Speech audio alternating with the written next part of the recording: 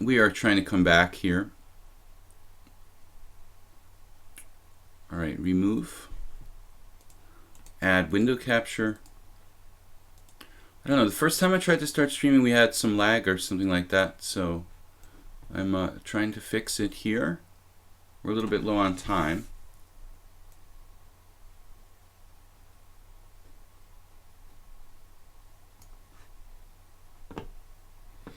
Let me just finish this blitz game and we'll get back to the normal stream. Knight c5, hitting my rook. I want to improve the king position here. Are you guys trolling me by not showing up, pretending you're not here? Jeroen's new idea. Troll me by just pretending you guys are not here. All right. G5, man. That's got to be powerful. Probably winning outright.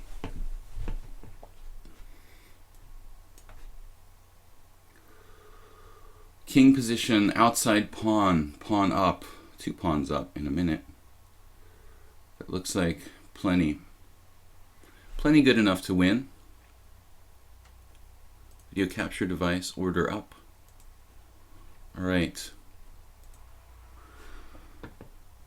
Maybe there's something wrong. I know what maybe the problem is. Maybe I didn't, wow, he found a defense to that.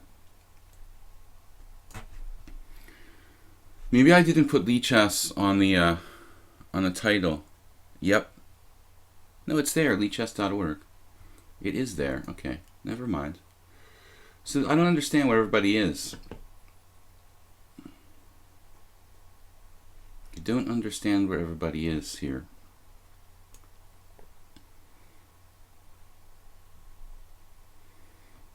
How's my opposite color bishop endgame? Probably not enough to win, right?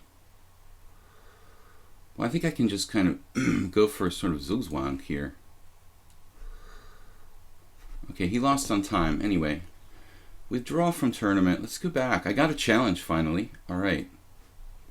You guys, Vash on chess, what's up? I don't know where everybody was. The first time I started the stream, Atat Suarez here. First time I started the stream, there was nobody here. It was really slow. That final position in the blitz game I just played is it's pretty weird. I mean, it looks kind of difficult to make progress. 2 pawns up. What is that? Izalith Games. Izalith Games. Hello. So guys, welcome to my stream. This is International Master William Paschall. It's Weird Wednesday. We're playing unusual openings today. So I thought, since I didn't have a challenge, I would jump into the King's Gambit Blitz tournament. But the thing was, it was this King's Gambit declined, of course. Not the most exciting variation. I'm here, says Hunger Kunstler. All right, guys. Etat Suar. We are going to play him, who had a winning position against me yesterday, in a very interesting and unusual kind of Marazzi / Dragon / King's Indian position. I had to look that up, Atat Suar. There's not a lot of theory on that position we played yesterday, but the one interesting thing is that I was on the right track after the game. That it seems pretty clear that I put my bishop on the wrong square. When white plays f3, in that kind of Marazzi, it doesn't have a logic to go bishop d7, bishop c6. I need to play bishop e6. And the position, like I said, it transposes to lines of the Gurgenidze variation of the Marazzi, where black basically plays like knight takes knight takes d4 pretty early, forcing queen takes d4, and then like the bishop goes to e3 and the queen drops back on d2 usually. As I said, I saw Serper play Perelstein once in that kind of variation. Anyway, you guys want to check out my game with Etat Suar from yesterday? It was pretty interesting. So we're going to play Alekhine's defense today. I need something unusual. It would be cool if you stream the entire King's Gambit tournament. Well, I'd like it better if it was a real, like, wide open, you know, King's Gambit, not just like that one variation with bishop c5. It's not really. I'd rather play the sharper lines. So knight c3 now. And, well, this is a kind of opening that's actually several different things. I mean, it can be a Scandinavian, it can be a Dunst opening, and it can be a Lechien. Alright, so I've played a lot of games in this, in Blitz at least. So grueling stance, yeah, it would be cool. I'd like to do more thematic streams like that, but I'd prefer a different variation. So anyway, I've had a lot of games in the Scandinavian more than anything else. E4, D5, Knight C3. And when I face that, normally I'll play this, or sometimes I play D takes E on move 2, but I've played a million games in this variation with black, and I have kind of system worked out here. It's a very popular line for white. It's a solid line for white. There may be some theoretical problems for black. I think that the recommended variation is probably Knight B6 in the Alekhine books, or Alekhine books prefer Knight B6. Now he played Knight F3. That's not the sharpest move. Queen F3 is the Scotch-like move that's usually played. So this is a little quieter for white, this Knight F3. It's kind of like a Caro-Kann more than a Scandinavian or Alekhine's defense. Bauer Knupfer, 101, H3. Yeah, I don't mind playing Bishop H5 in this kind of position too much, though we are close to one of these Caro-Kann 2 knights variations, except he's already put his bishop on c4, so if he tries to do something like knight takes d5, c takes d5, bishop e5 check, he's a tempo down there, so I think that's not really dangerous. That is a dangerous line in the Caro-Kann, in the 2 knights Caro-Kann, where there's like bishop check and knight e5, but here he's already put his bishop on c4, so I don't see him playing like bishop c4, bishop e5 check with advantage. Ned Jelabuta is here, one of my Hungarian friends. Means don't be stupid. Bishop g6. So what am I thinking here? Now d4. Yeah, I guess we're going to have to play e6. Not a really wide choice of moves here, but it's a solid position for black. It's like, it looks more like a queen takes d5 Scandinavian or Caro-Kann, something like that, than it does Alekhine's defense. So anyway, it's Weird Wednesday, which means I'm playing unusual openings, and I encourage you guys to play unusual openings, but that doesn't mean like playing like ridiculous openings. We're talking about like slightly unusual type stuff. Here, h6, I wonder if that's a good move, because knight e5,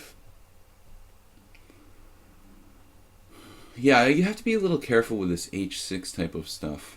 If I play knight d7, h6, h5, knight takes c3, b takes c3, bishop e4, maybe it's best to play something like bishop b4 here. Bishop d2, queen a5.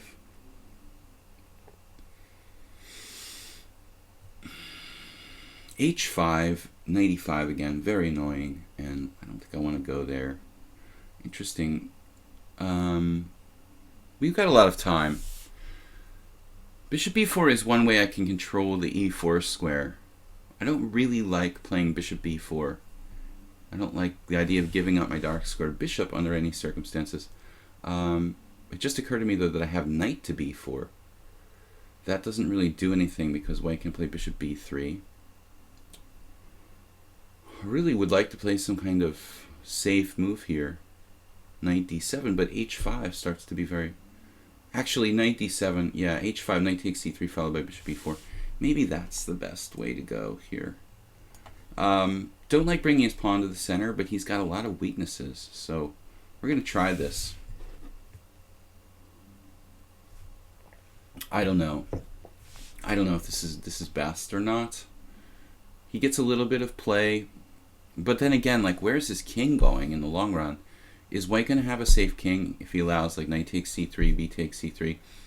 He'll never be able to castle safely, really, on either side. So the position becomes kind of extremely irrational, I would say. So, Hunt the King says, how are you? I'm good. You were here yesterday, right, Hunt the King? Now Queen E2, threatening to win a pawn on D5.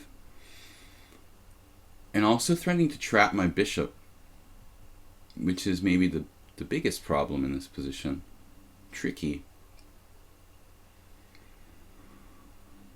So there's no time for H6, or is there? There is time for H6. I could play H6. Knight takes D5. Pawn takes D5. H6, bishop takes D5. Pawn takes D5. We sack a pawn for compensation. I'm a little concerned about my bishop getting trapped here. It's not a joke. Of course, H5 may be stronger. H5, yeah, let's try that. It's pretty dynamic. I mean, maybe I'm sacrificing a pawn here.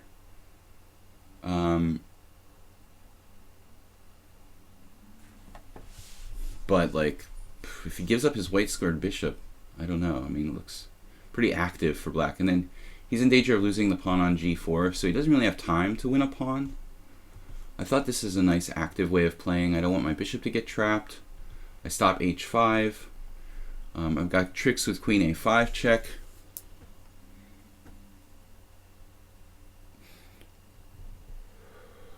So, if I play white, I'm going to try to play maybe some sharp gambit type of E4 games. Some unusual openings like F4, and sometimes B3, A3, G3. G3 is not going to qualify. We need to play unusual openings that are not like unsound, not totally unsound. The weirdest opening I think I've played in the weird opening stream is my invention of, not invention, but my variation with like E4 knight H6. I did play that and lose actually a few weeks ago. This is interesting, but I don't know about white's king, you know, ultimately. My king can castle queenside. Typically in these kind of Scandinavian type of positions, the king should be safe. He's neglected his king a little bit. Where's it going to go? I mean, castle queenside?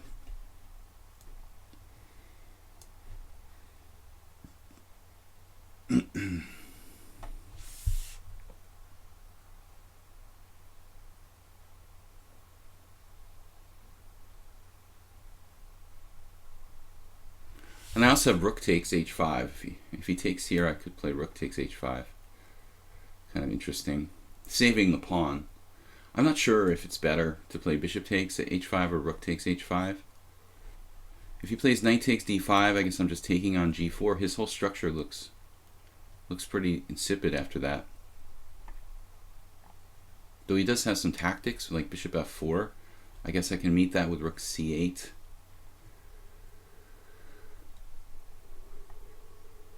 It looks like a kind of normal Scandinavian. Oh, he did take it. Wow. Okay. Is there anything better? I mean, I can play queen a5 check, force him back with knight c3. I mean, I think I have compensation for the pawn straight up, like in that kind of position. I can play queen a5 check, knight c3, then take on g4 and try to build up some kind of strategic sort of positional compensation for the pawn. But, you know, there's no rush, right? I can take here first.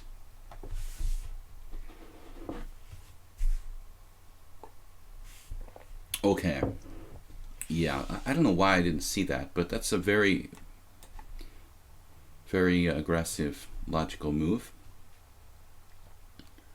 So queen check, I think, is probably a good starting place.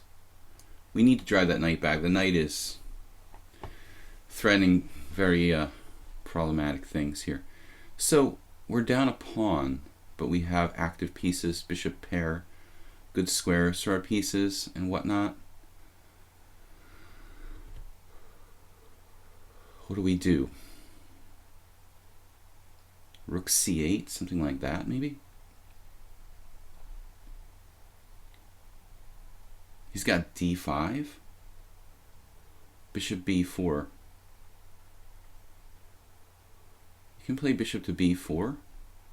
Knight takes e6. Pawn takes e6 is a problem. So I guess we're going to have to do something about our king safety. Man, feels like we should have some good compensation here. Queen f5. Queen f5. It's a weird move, huh?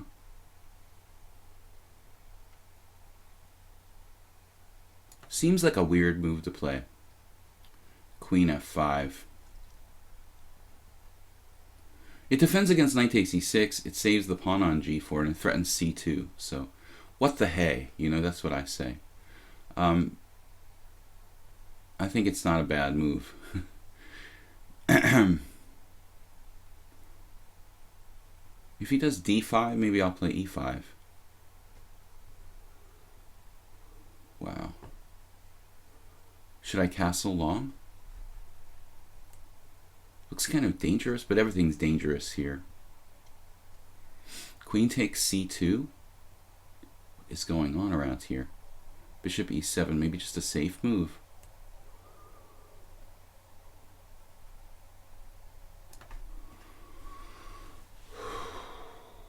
I don't know. He can't castle queenside. Oh man, dude. That is a poor mistake. I mean, you really have an interesting game. And I don't know, the white is better, but there is that problem.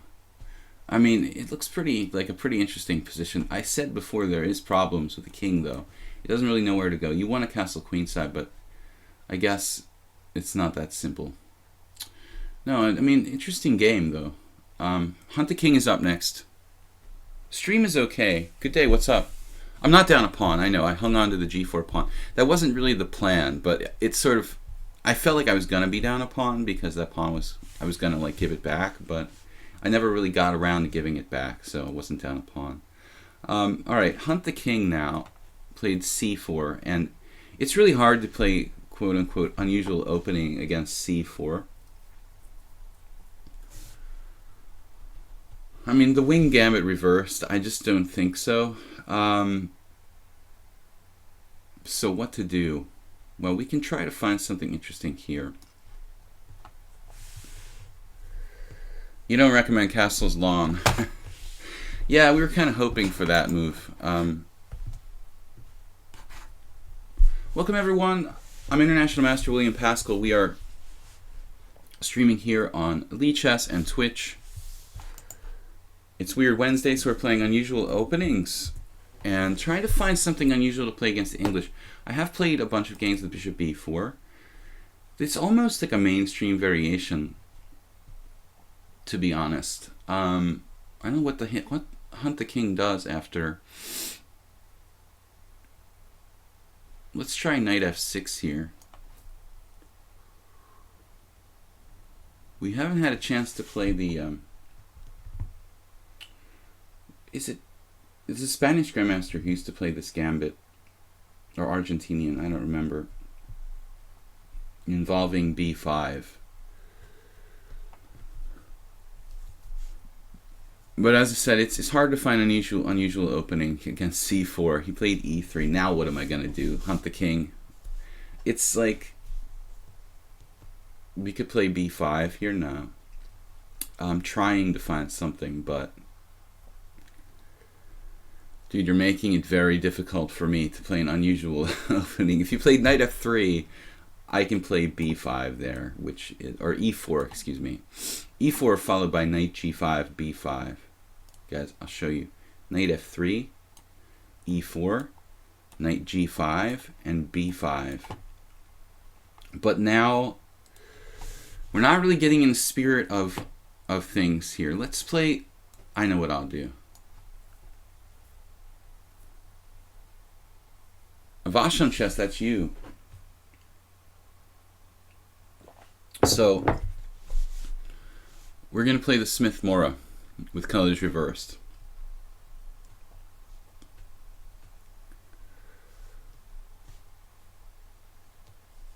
What else can you do, man?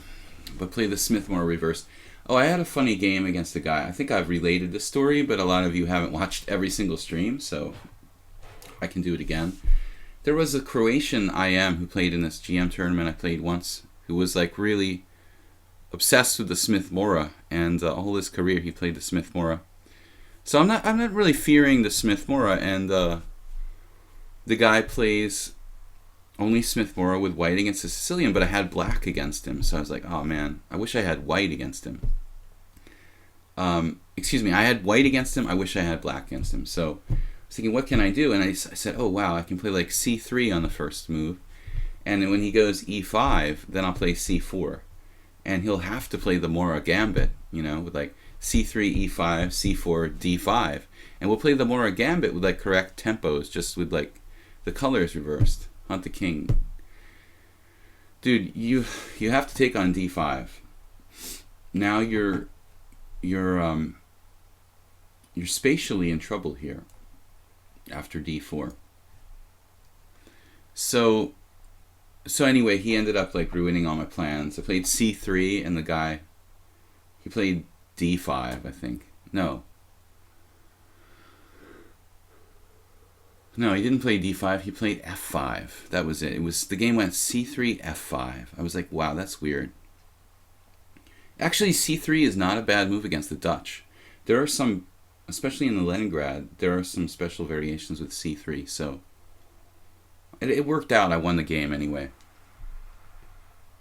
Is an unusual opening basically an unpopular opening?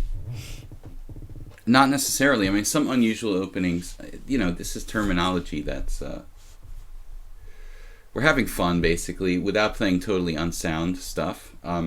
There's a lot of unusual, I would consider unusual openings that are very popular, like the Smith-Morra gambit against the Sicilian. Maybe I should change the name of the stream to unorthodox openings, or I don't know. But here, I think d3 like wins a piece, no? Man, that's brutal. It just wins a piece. Am I mistaken? No mistake. Make no mistakes about it.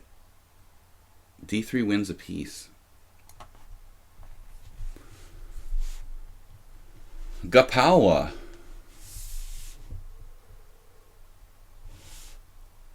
So, take care when you play the Sicilian. I mean, not to allow to become like a weird Benoni. When I play d5 here, he has to take. After pawn takes, I was going to play c6, transposing to the Smith-Morra. He could also play knight takes. And it's kind of like some sort of reverse Sicilian. Knight takes d5, knight takes d5, pawn takes d5, queen takes d5, and then knight e2 and knight c3. I could also play a gambit type of idea there, like knight takes d5, knight takes d5, pawn takes d5, c6, pawn takes c6, knight takes c6.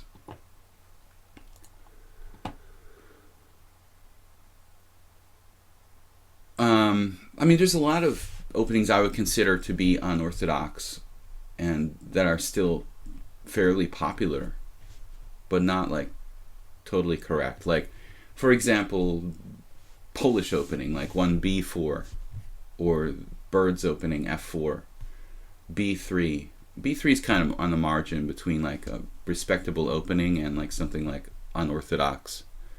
Constant change. Sorry I'm late. Yeah, white loses a piece here. He's going to get 2 pawns or, well, 1 pawn for a piece. So queen a4 check doesn't help. It does give a square for the king, but you're under attack after bishop d7. So hunt the king. He wanted to attack my pawn here on b7, but he hung his queen. That was not good. You guys are not adapting to you're not adapting to the unusual opening stream. No, actually, Tatsuar did okay. I thought it was an interesting try, his game. Izalith doesn't have enough games. I'm requiring people to have like an established rating, Izalith. So go and get some established games, and we'll play later. The taste of losing, pretty strong. I've never played this guy before. All right. So Isla, sorry, but I've been trolled by a lot of people, so I have to require everybody have like 40 or 50 rated games before I accept their challenges. Not a rule I really wanted to have to enforce, but I've been forced by circumstances beyond my control. So, sorry about that, dude. Get some games and come back tomorrow and we'll play. So we're playing Taste of Losing, never played in before, from the USA. What are we going to do? Unusual opening stream here. So, yeah, I was thinking Polish opening. All right, we'll play that.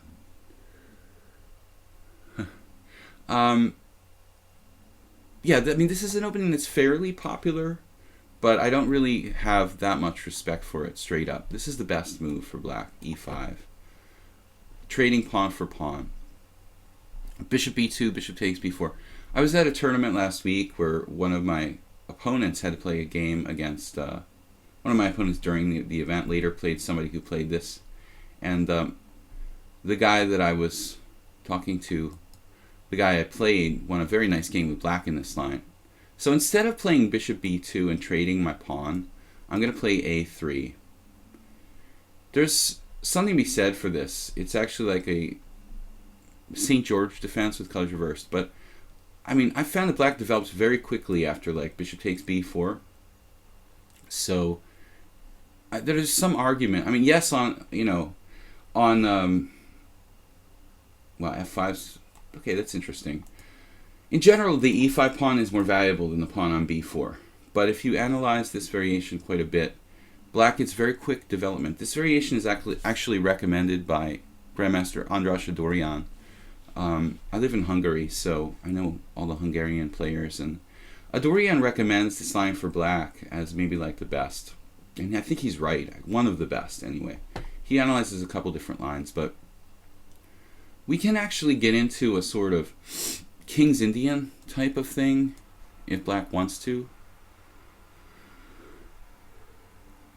I could also play a double fianchetto type of set. Excuse me, I could play a double fianchetto type of setup under the right circumstances here. But I think c4 is important to get a grip on the center. I can also play e3 at some point. But black's looking like he's playing a kind of just rather standard sort of King's Indian type formation. Maybe I'll go with g3. I don't see anything wrong with doing this. There is a little problem with my knight getting out. I guess it will go to f3 though, no problem. We may end up in a standard double fianchetto, which I noticed has been kind of popular lately. Kramnik and a lot of strong players have been playing double fianchetto type of setups against the King's Indian. What's up, Blank Crossfire? A lot of new players, you guys. Good to see you. I'm streaming here Monday to Friday, 10 a.m. to 12:30 Central European Time. Now, Taste of Losing played e4. I had a friend, Pop Gellert, who's a strong, almost IM strength player, and once against Yuri Lapshin, he played a great move. In this position, I think after b4, e5, bishop b2, Pop Gellert played e4 and beat Lapshin. But it's a move that gives black a space advantage, but we can try to chop it up. He may have some ideas of maybe like playing e3 or something like that. We can also play f3 type breaks.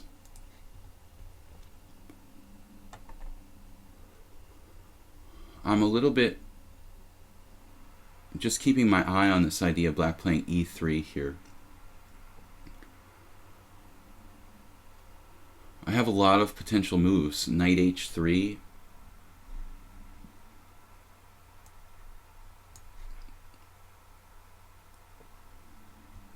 That will help protect the f2 square a little bit. In some of these, if he tries something fancy or tricky with like e3. Anyway, the knight needs to get out.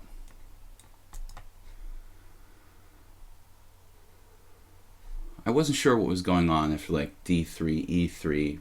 I thought maybe that's a little bit Weird. Taste of Losing is 2200. It's 1900 bullet. Probably not a bullet type player. Blitz 2259, 22 classical. So, I mean, I would guess he's American. He's probably like a expert strength player. Maybe 2100 or 2000 something, based on his lichess rating. Now, knight c6. I want to develop my pieces before I really commit myself to something here. But I think, we want to get in d3. We want to break up his center. The question is something like e3, pawn takes e3, knight g4. We could also play f4 in response to e3. F4 might be a good move. But maybe first of all, we can think about bishop g2. Just developing. I don't know which is stronger. Also knight c3, of course. We're going to play d3, e3. I don't know, why am I fearing e3 now? Because I do have the knight on h3, actually. So I don't think I have to fear that necessarily. Let's go with it. Against e3, we have a lot of options. I can take, I can play f4, I can just ignore it. This knight can go toward the center either way. I mean, I don't really like putting it on c3. It's getting in the way of the bishop on b2. So this is a homemade position, obviously, not something I play every day. I mean, one can argue that e4 is a little bit overextended, but there are a lot of dangerous ideas, like I mentioned, with e3, so it should be handled with care. What's up, guys? Today is the playoff, right? Tonight are the playoffs, or playoffs this afternoon between Carlsen and Karyakin. That's pretty brutal, actually, if they have to play like 4 or 5 rapid play games and then like blitz too. But the kind of weird thing about the blitz playoffs is that it's like matches of 2 games. That's really arbitrary. I mean, you would think they'd have like a 6-game blitz match or something like that, but like if they tie the rapid play games, it's like a 2-game blitz match. So you lose 1 game in blitz and it's like over. Oh well. I noticed on ChessBase, I don't really like ChessBase that much, but I do sometimes check out their articles. Not all of them I really like, or support, but I did notice that Yasser Seirawan wrote an article for ChessBase where he was talking about, like, he agrees with me that the match is not long enough and whatever, but his solution is to have like the 13th sort of Armageddon game or something like that in the normal match. He's saying, oh, well, nobody will want the longer match. I think that most people have no problem with the longer match. I don't know, the 13th like Armageddon game, it's just as random as anything. So we've got network error here. Reconnecting. Site update. All right. So I don't think I agree with Seirawan. I mean, it's a sweet suggestion, but I think the only solution to make the World Championship more legitimate is to make the match longer, He's also into this fairy tale that, like, oh, we have to make the match fast. It has to be, we can't make it longer. It has to get faster and faster. I don't understand why that is, honestly. Why is it exactly that the World Championship is only exciting if it's like 12 games or less? I'm not really understanding, but anyway. I don't know. I think that 18 games or 24 games would make a much more interesting match. Anyway, here we have e3 played. If I take it, it's a little hard for me to control the e3 square. I could play f4, though. I think this move deserves serious consideration. It would block my knight from that square, though. Oh, man, this is tough. I don't know which decision to make here. I could take the pawn and hang on like a dog, too. Like pawn takes pawn, knight g4, queen d2, queen e7, bishop c1. Like a dog with his chew toy, you know, just like hanging on to it with the teeth. And you can't have it. Pawn takes pawn, knight g4, queen d2, queen e7.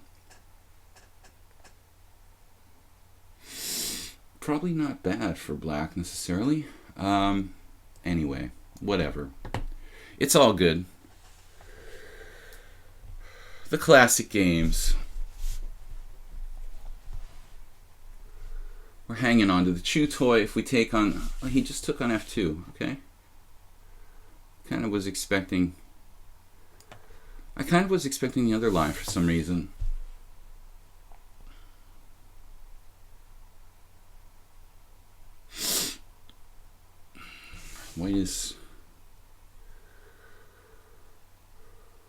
What is going on here? He's got this eye on the weakness on e3. So I guess knight c3 now.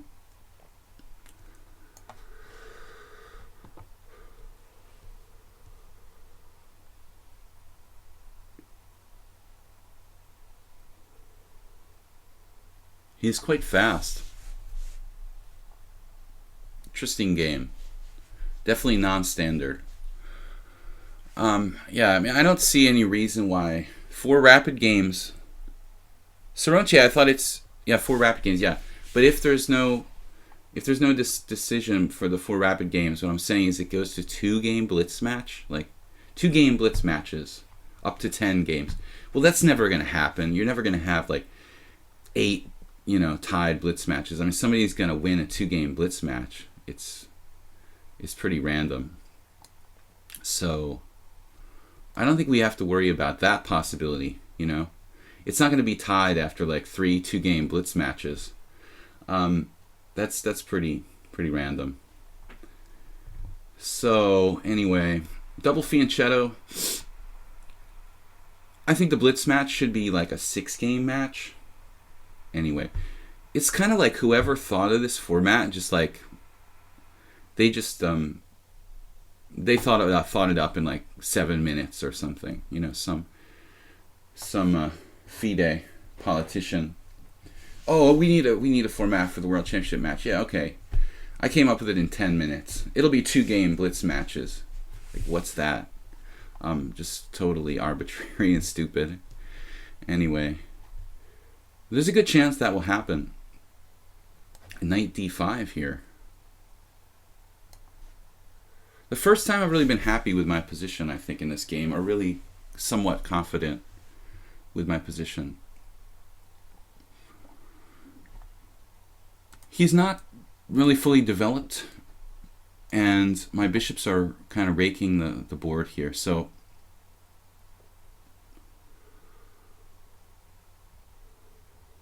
I think we're looking pretty good. He also has white square weaknesses because of giving up the bishop on d5.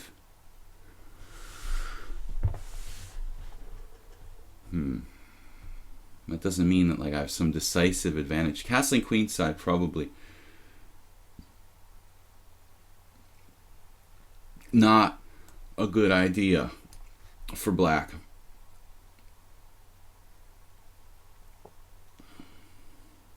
Not a good idea. I think you should have played g6 and bishop g7 and try to castle kingside if possible there. It's going to be easy for white to open lines on the queen side, I would think. Pretty easy.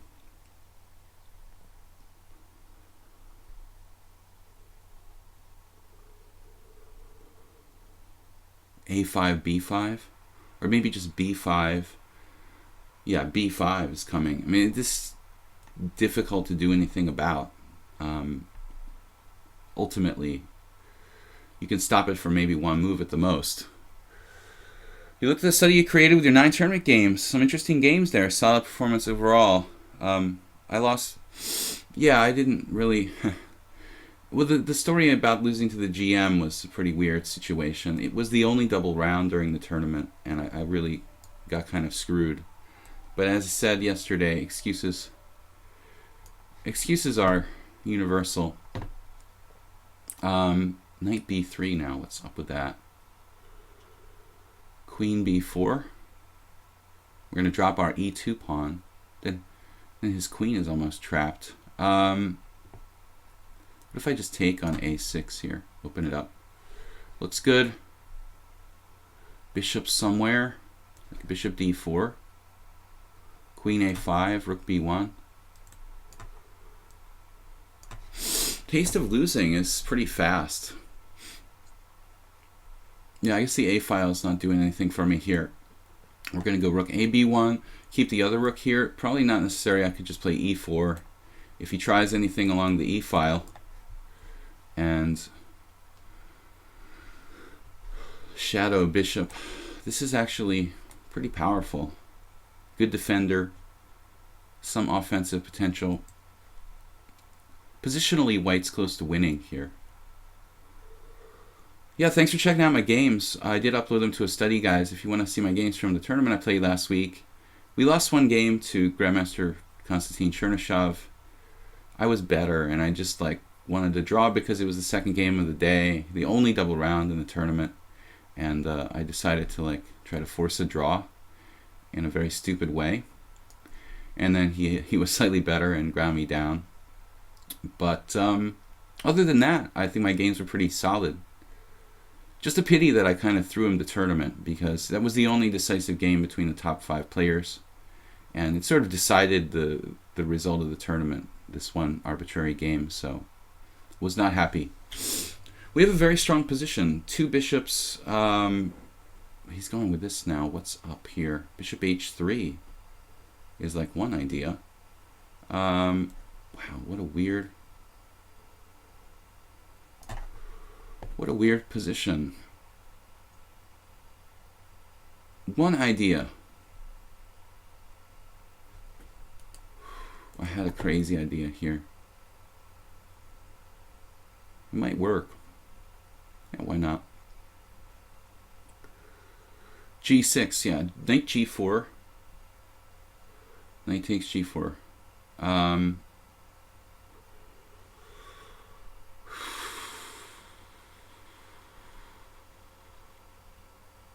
Doesn't.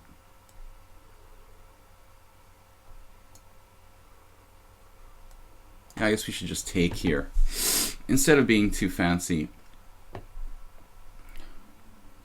We're really low on time.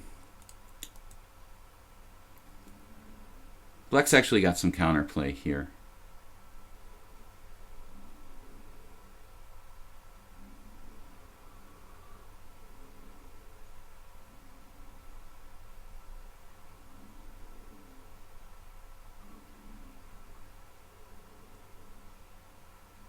His king is totally unstable there.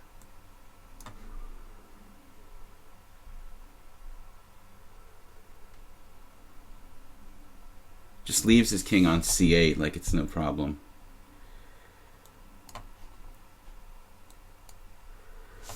Oh, we got this. We got this queen. I was surprised to see him leave his queen and king on c8. That was weird. Most people would reflexively move the king. He wanted me to take on g6, I think. Did I have that last move?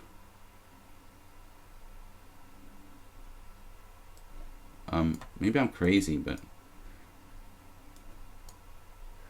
thought I had that last move. Did I have f6 check a move earlier there? Maybe I'm crazy. Alright guys, it's Weird Wednesday. We are playing unusual openings here. And this was a strange Polish opening that turned into a double fianchetto type position. Taste of losing doesn't like the taste of resigning, which is understandable. I think most people don't enjoy it. So he doesn't want to give up. And that's 16 seconds left for me, sort of understandable. We're going to take on d6, rook f7. He's going to, actually, he really should have taken on g7 there. This is going to be problematical for black. I can't believe I'm streaming for almost an hour. We had a little bit of an issue the first 10 minutes. I had to restart the stream, but it looks good now. It's like playing the Terminator. I could have taken the rook. Yeah, it's more fun this way. It's increment. I know a lot of you guys aren't used to playing with increment, so what elo are you in? God, I'm so immersed in this right now. Rage quit monkey. Rage quit. So anyway, challenges. Constant change. Mule Skinner. Fresh clam. Fresh clam is new. Guys, I just asked that you have like an established rating, and he does. All right. So constant change. It is unusual opening stream, which means that I'm playing stuff that I wouldn't normally play, and not totally unsound openings. Last game was a good example. I played the Polish opening just to make it fun. I do this like once a week, rather than playing the same openings every day. Constant change played e4. I played Alekhine defense once. So unusual openings. Yeah, I think knight c6 is another good example. We played knight f6. Last game we're going to play a Nimzovich defense here with knight c6. Now knight f3, this is a non-committal move. He doesn't play d4, which is the most common and most logical.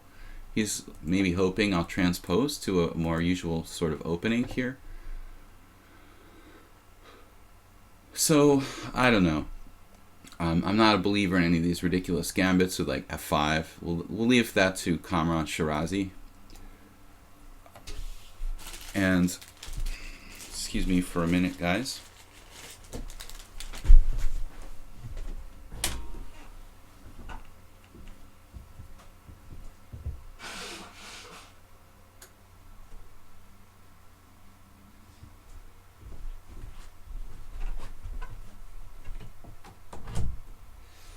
So, yeah, so now we've gone into a variation I play quite a bit. The late Grandmaster Tony Miles was a big you take on g6, you mean? The late Tony Miles was a big fan of this variation for black. Bishop g4 here, not as reliable as knight f6.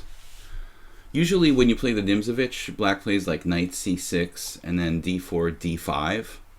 But this is a kind of creepy, crawly variation. We get the bishop outside the pawn chain, and then we try to sort of set up a Caro-Kann or French type of pawn formation with e6. And I've had pretty good results, but I've never played this against a really strong player. This was an opening that I was experimenting with like 15 years ago, and I never really played it in the recent past in any serious tournaments.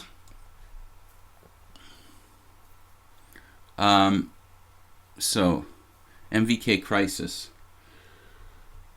Yeah, I mean, you wanted me to take on g6 to open the H file, of course.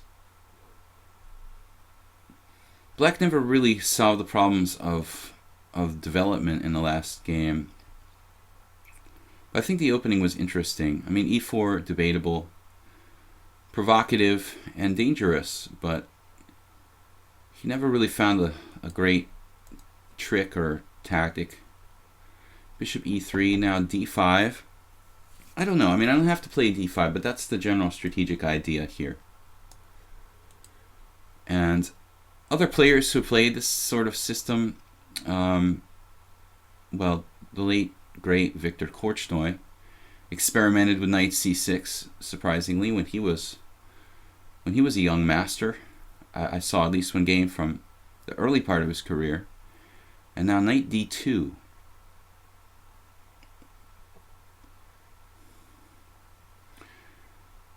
Knight to d2. Trading pieces, it doesn't seem dangerous, but at the same time it's a fairly safe move. So I guess I have to take. Now the problem with black's position, if we want to say there is a problem, is the knight on c6. This is everlasting issue in this variation. we're not castled, so I'm looking at pawn takes pawn, knight takes.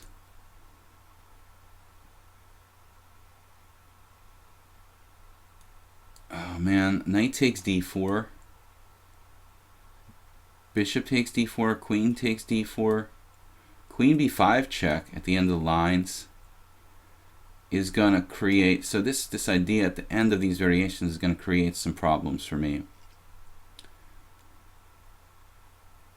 But maybe I can like retreat the queen to d7, give up the b7 pawn, and just castle or something.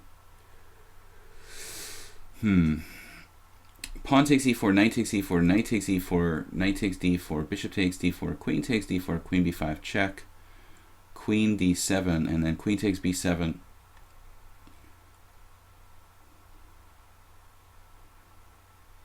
Yeah, I guess it's actually castles. Black is almost equal there. But is that what we really want? Almost equal in an ending? I don't know. It does get rid of that annoying knight on c6 that's getting in the way of my position. Otherwise, we end up in a kind of, I'm afraid otherwise we end up in a kind of unpleasant position where the knight on c6, and we've got a kind of ugly Caro-Kann, but he does have a bad bishop. If I was to castle or something, let's say, oh man, sorry guys. If I was to castle here, allowing e5, and then something like knight d7, we can play that position. I'm just a little concerned about like f4 being slightly better for white.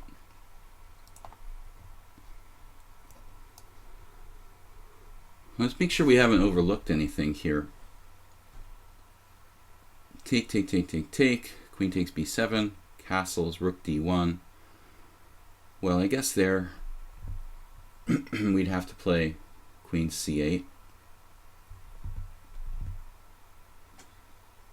Yeah, I mean, maybe I misevaluated this, because there is like queen check, queen d7, queen takes b7, castles, rook d1.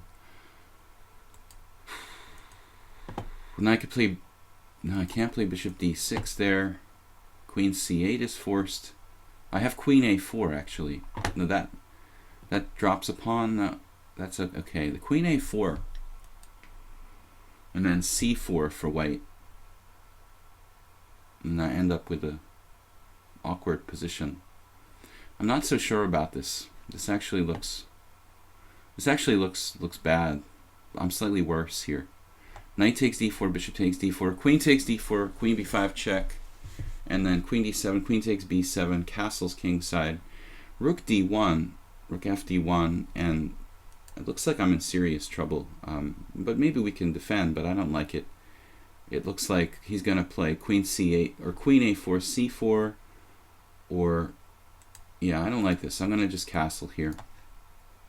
I'm going to bail on this variation. This looks, it looks unpleasant for black. So now white has a slight advantage, but still my position is fairly solid, so white is better. But at the same time, I mean, I don't think that I'm in any imminent danger here.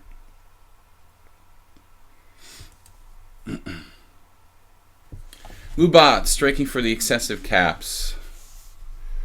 So what's up, guys? Don't forget I have a YouTube channel, Video Chess Training on YouTube, if you'd like to check that out. I have to upload yesterday's stream. I haven't gotten around to that, but I upload all the streams that I do here, and also some other videos, like instructional videos, independent stuff that I create for the YouTube channel. Every week I'll often do like a review video where I talk about some of the games that I play, maybe in my Sunday simul, or maybe some of the blitz and classical games here from the weekday streams every day, 10 to 12:30 like this. Monday to Friday I'm usually streaming CET, and Sundays is my simul, usually at 6:30 p.m. Central European time, or 18:30. So constant change is a little better. I mean, he's got the central pawn. My knight is misplaced on c6. On the positive side, he has a somewhat bad bishop. The bishop on e3, obstructed by his own pawns. He played f3. That's a solid move. Speaking of the bad bishop, right, he gives it one extra square there. And he's ready to play sometimes c4, I guess. I need to realize this c4 threat. Knight a5 is an idea, but it doesn't look real healthy here. We've got the classic problem with the knight on c6. f5, anybody? It is something to consider. f5. f5, knight d2 or c3.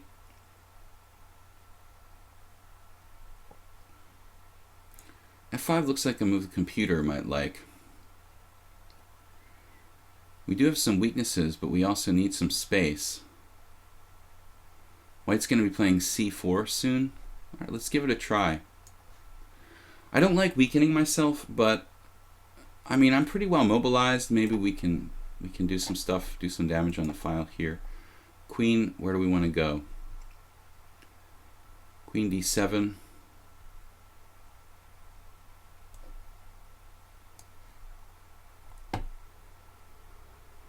Obviously, he's got the queen lined up with his rook, and I've got to be careful.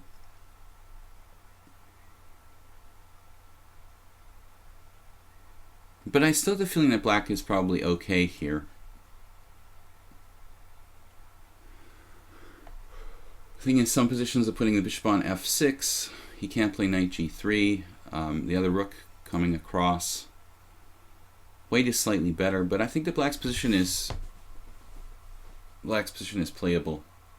We don't have too many weaknesses. At least f5 puts the pawn in the right color with my bishop, not obstructing my bishop. It gives me a little bit of central influence. Rook on a to e8 here.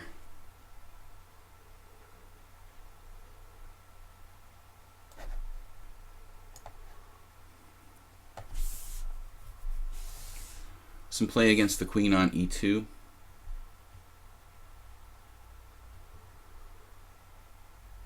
But Constant Change playing this game well. Well, Spitfire, the lower the time controls go, the more it favors Magnus. I think the lower the time controls go, the more it reaches like absolutely random. That's like, I'm exaggerating, you know, we play like a 10-second game. Obviously, it's going to be totally random. Just you know, bear with me for a second.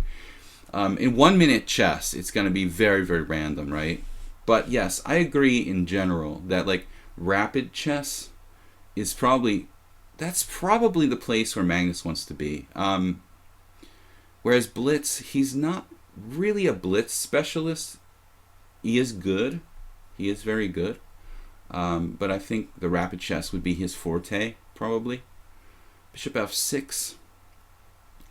So I think that the 15-minute or whatever time control is optimal for Magnus.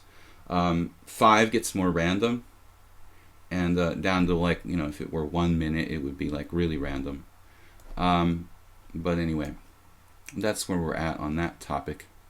Here he's got queen f2, the ultra bad bishop, but some problems for me with my queen and stuff, and my queen f7, my a7 pawn. What are we doing here? Queen c8 maybe? d5? I hate putting my queen on this square. Maybe a6.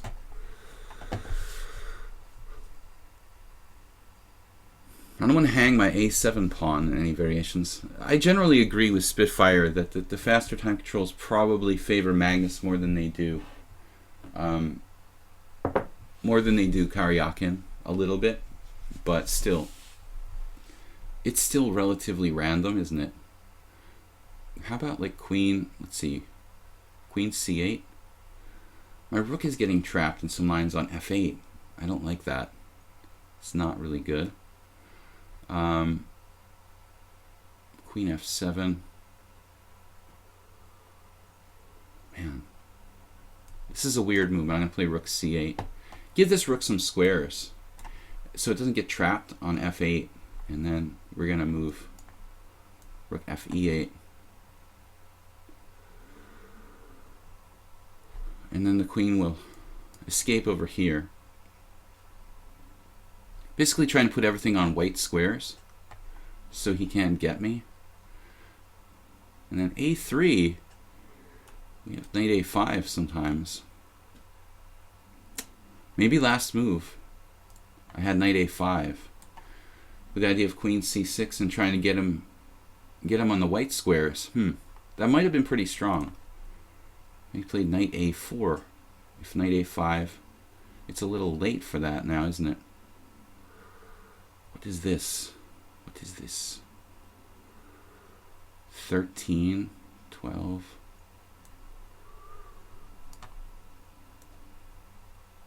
Man, I'm like running out of time.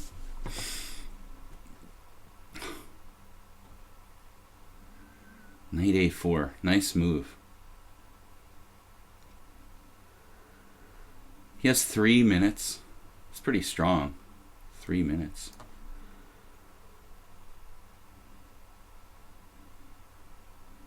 And d5's kind of weird.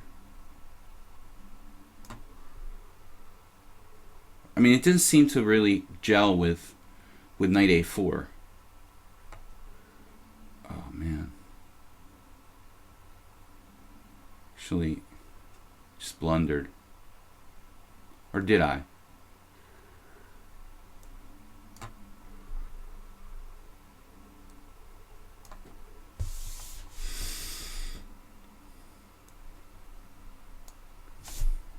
You guys play too fast.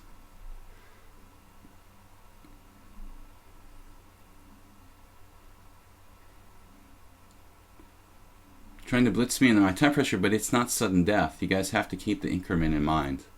I think a lot of players here, you guys are not really used to playing with the increment. So now I'm a pawn up. I'm playing for a win, basically.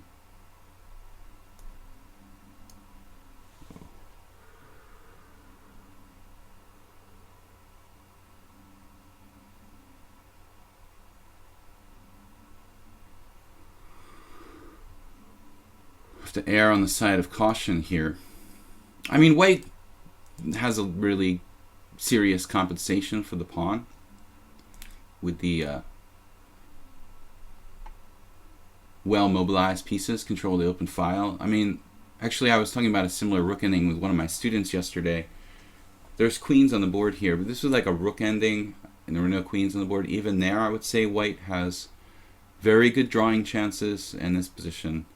Being a pawn down is not that big a deal for white. He probably still should draw because my king's open and there are a lot of pawns on the board, but there are still 2 open files. He's got ironclad control of one of them. Generally speaking, these heavy pieces kind of endings, I would think draw is slightly more likely than like the pawn upside winning.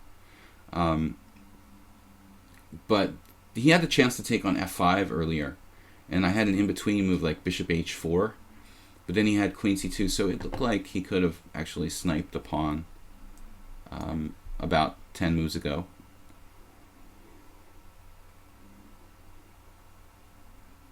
And my king is not all that safe, obviously.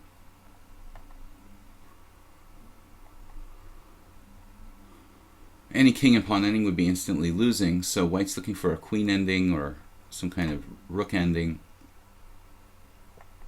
If he were to lose a second pawn, I would say he's in some serious trouble.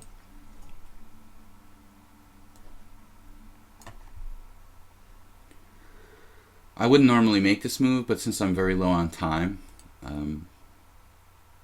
decided to do queen b6. Actually, I think he should probably trade there. To be honest, you know, that rook ending looks like a draw. I think he actually made a slight mistake.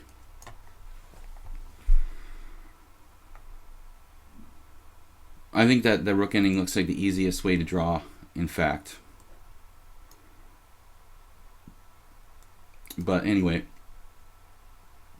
just because I said it's a draw doesn't mean I'm gonna like agree to a draw right away. Let's play a few more moves here. I mean, you are a pawn down, but objectively it probably is a draw. Yeah, I guess this is actually a forced draw. All right, well, you had a forced draw. Now it's still a forced draw. Not forced draw, actually. It should be, though. I have better king, though. You have to be careful. I mean, you could lose this. Your king's a little bit passive. You don't want to see like a king and pawn ending, or a rook ending where my king is very active. I am a pawn up. I could potentially trade it off. So, not that easy. If you let me trade that double pawn off, you're gonna be sorry.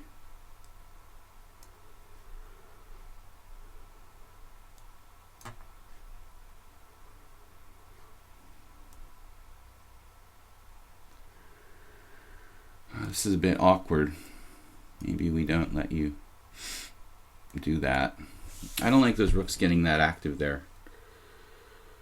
Now what?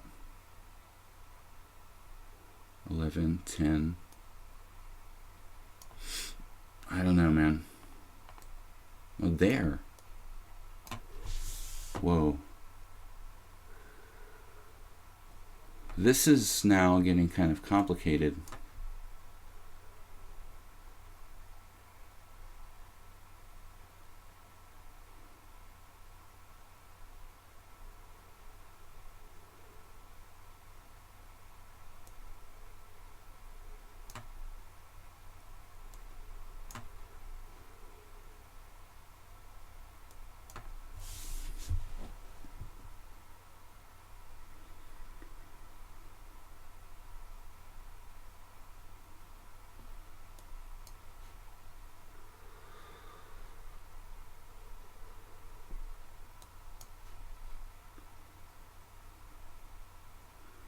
You're not going to checkmate me here.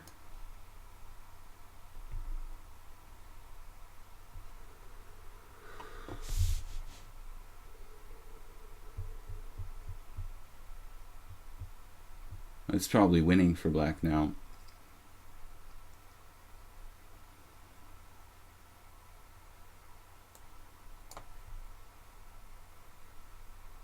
Right.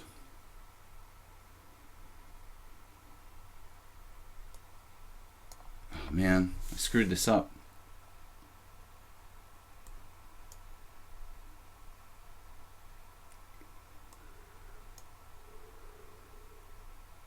I'm still winning.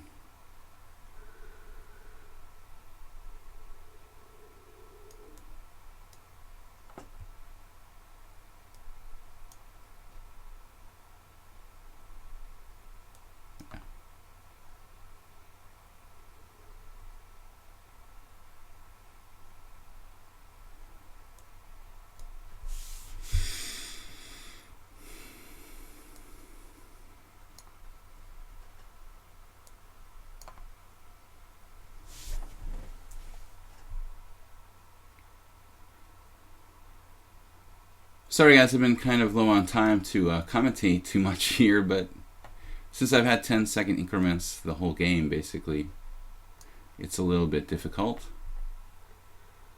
Oh, he has a defense to everything. And the other rook to f2 I thought would have been the best. Yeah. Actually not.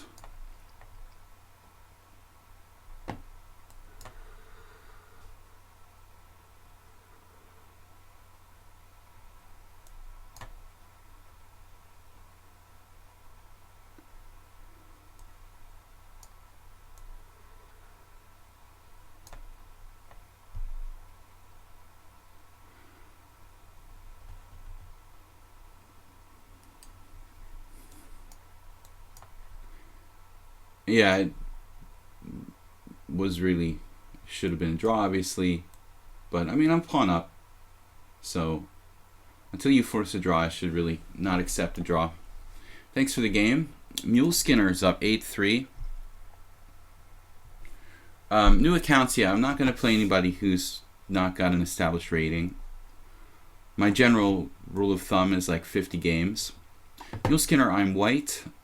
I'm going to play f4 against you. We haven't played e4 today. That's next up. We still have an hour and 10 minutes left for today. I will play e4. It's really hard to get a quote-unquote unorthodox opening when I play like d4 or c4. But I like to play some kind of romantic double king pawn openings, maybe. Mule Skinner played d5. So it's a Dutch reversed. Bird's opening. Our moderator, Jeroen, that's his favorite. I think, yeah, we should go with the Bird Larsen. Actually, the grandmaster I lost to in Harkine, Konstantin Chernyshov, he's kind of a positional player. He plays a lot of closed strategic positions. He actually plays the Dutch with like b6. One of the only players in the world I've seen like trying to do that. Not very often, but once in a while. He's playing like the pure Bird Larsen reversed, which is basically a very, very risky opening for black. It's already risky enough for white.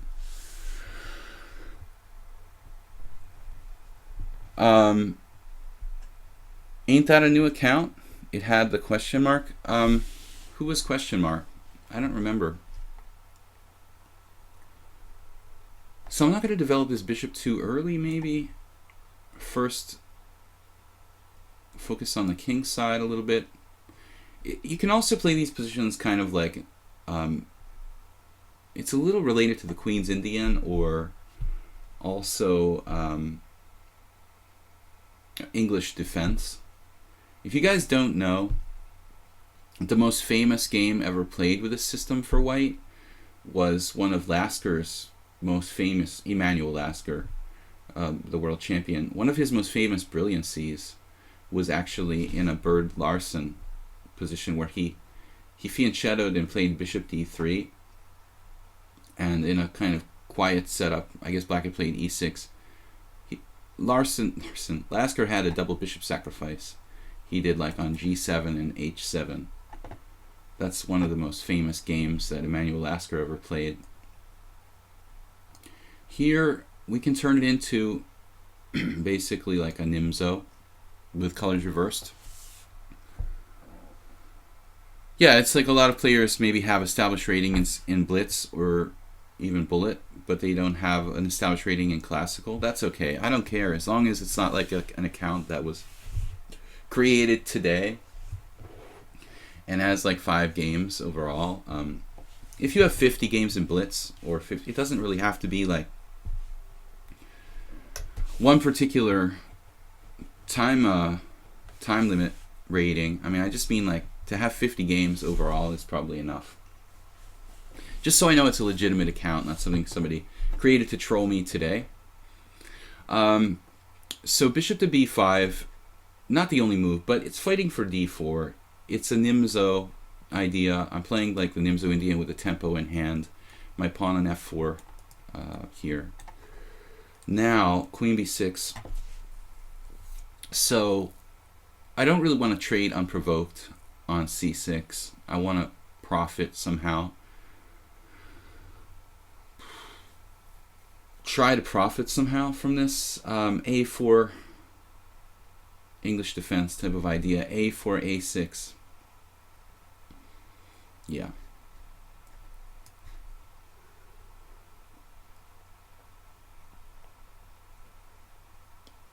The other possibilities there are legit. I mean, you might be able to play queen e2, even knight a3 might be a move. But I like to play a4 in these type of structures. Sometimes you can follow up with later on like a3, knight a3, and it also restricts black's queen side. The ability for black to play b5 later on. a4 is very restrictive. And I played bishop g4. which obviously stops knight e5 ideas forever. But generally speaking, I think I don't mind the bishop g4 if he's going to trade it.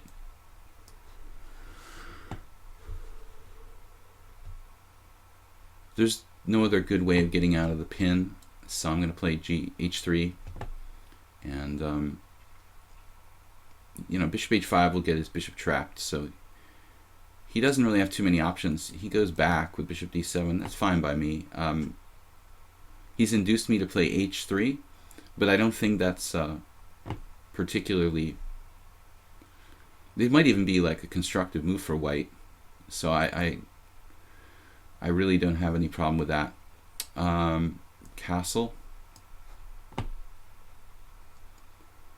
Now theoretically, he might prefer to like trade bishop for bishop rather than knight for bishop, but I don't think black has time for any fancy moves. Like, he could play knight b8, but he's black here. He's falling behind in development. You know, I don't know. I don't think that's really recommended. But bishop d7, I mean, I'm not sure that there was a concrete plan involved here. You know, did he plan this out, bishop g4, and then induce me to play h3 and then go back? I think it was just like, he just like intuitively decided to do it like at that moment. But basically, maybe he should just trade on f3, you know, get his bishop outside the pawn chain and off the board, and then he can play e6 and complete his development. He's black, he has a little less space, so I think you can argue for trading pieces. Constant Change says I should have exchanged the material. Does that game have a name? I'd like to see it. What are you guys talking about? What game? Anyway, e6 now. So your bishop is blocked in.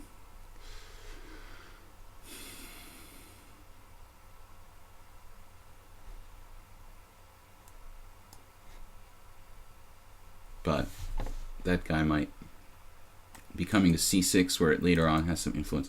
This is something I really don't think I've ever seen before. Black trying to castle queenside in the Nimzo Bird Larson type position. Well, white, effectively. It's like he's white in a d4 game. Now I don't have any tricks trying to trap his queen. We have massive control of e5.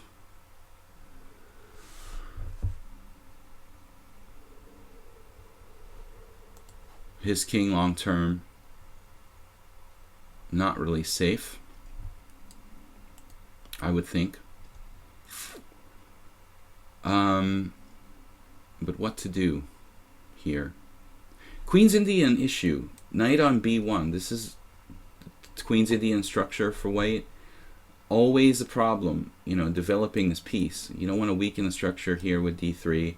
Knight c3 gets in the way of the bishop, so knight a3 is oftentimes the best move, but I'm not sure, you know, where that knight's really going after like knight a3. It's a tough call here.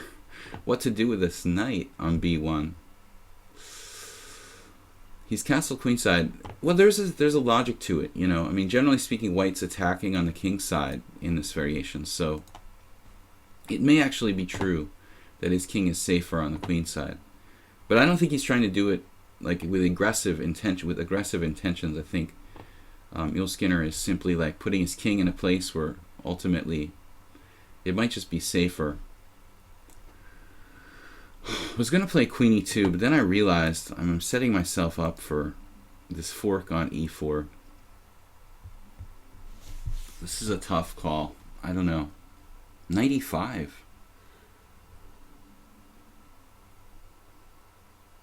What about knight e5? Knight takes e5, pawn takes e5. Breaking through at f7. That actually looks really interesting. Thinking outside the box here, but we've got a concrete target on f7, and at the same time, if he tries to defend with bishop e8, I can do like bishop takes c6 and mess up his pawn structure. So I think this move makes the most sense.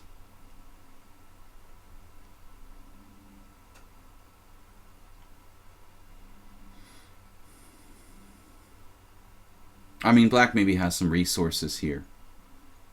And this is not necessarily like devastating. But I had to make a decision. I had to find something. We are holding back with our development quite a bit this night on b1 now. It's a pity to take with the pawn, isn't it? Because my bishop gets blocked. But bishop takes.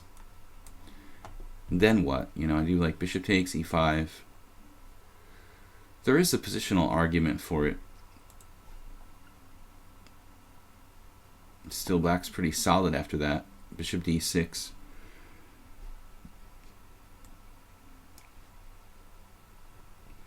So our bishop is obstructed. We're breaking through at f7. And we are hopefully winning a pawn. It's a double pawn, but it's a pawn. It is the base of his pawn chain. So I think it's justified. It's also a rook on the 7th rank.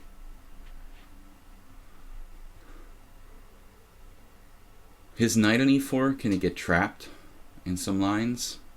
Maybe. What do you guys think?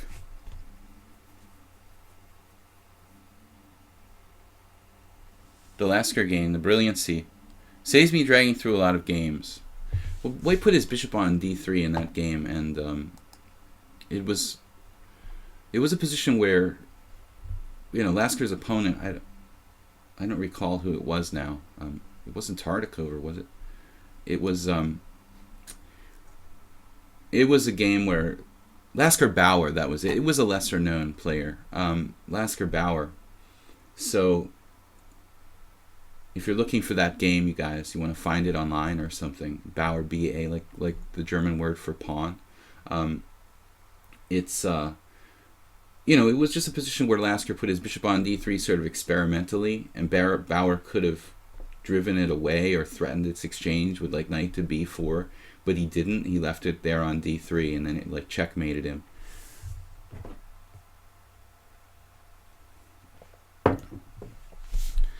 So, I mean, the b5 pawn is sort of like indirectly defended by the threat against a7.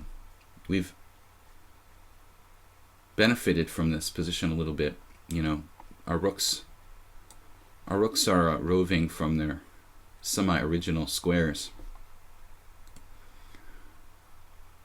So d3, knight g3.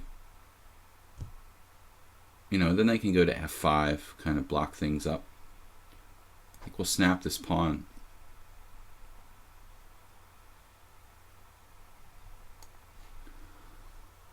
This pawn now becomes the next in line. It's also notably difficult for black to develop without the ability to play bishop e7, my rook on the 7th rank here.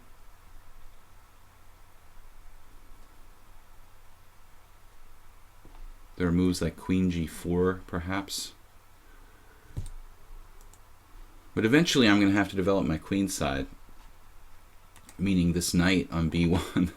Yeah, d3, knight d2. I mean, that would probably be... I have to be careful, though, this move. Well, he's telegraphing pretty strong here with c4.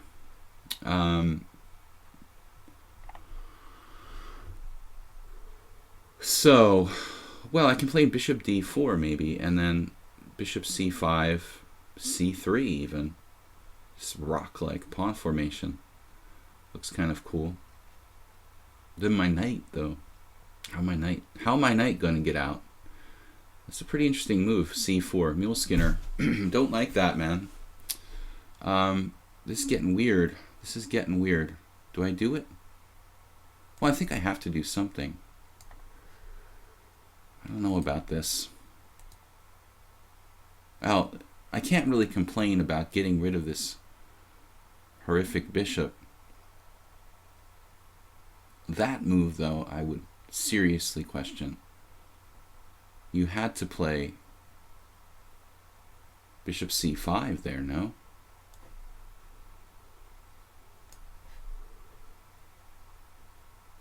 The double pigs on the 7th. Ugh. But bishop c5, look pretty reasonable for black. I think I have to play c3, and it would seem to me like black has a fair amount of compensation because my knight on b1 is sort of shut in. I have to try to crawl out with like knight a3 and knight c2, or maybe d3 at some point. Okay, there's no forced win here for me.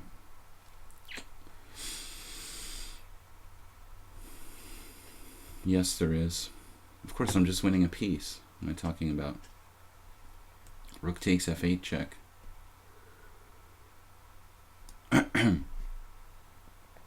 Yeah. Black had what, king b8 there? You could have survived with king b8. Now Mule Skinner just dropped one figure. Yeah, it's over. The knight on e4 is nice, but it's not worth being down a piece for. My bishop is strong defender, and eventually this guy just wins. So we were lucky. Again, I feel like a lot of lucky games. I'm just kind of ooh, my rook is hanging. He almost got me. I'm getting a little overconfident. Yeah. So rook where? f3. Rook f4. Rook f4. Maybe I'll just take your knight with my rook and just play with two beautiful minor pieces against a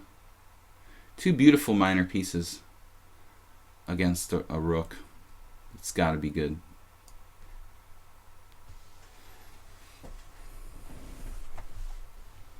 These are furniture. Powerful furniture. There's like no real counterplay for black here.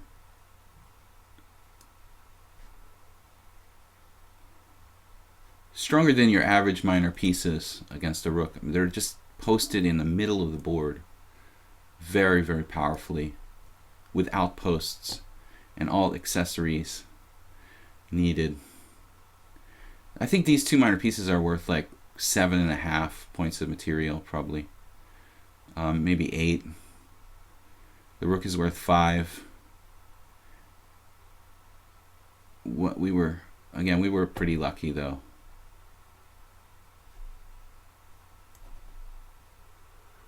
This really should be a mate one way or another.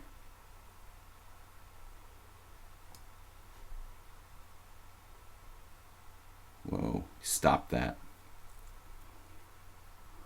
Good eye. That's what they always say in baseball. Good eye. We're going to get through one way or another here.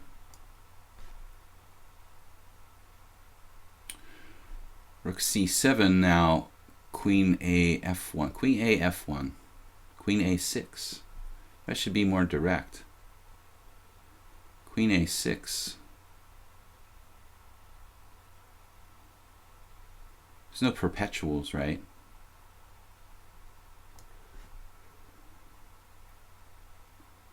No perpetuals. You have one check.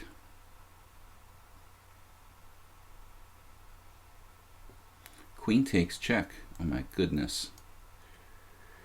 No stalemates. No stalemates today.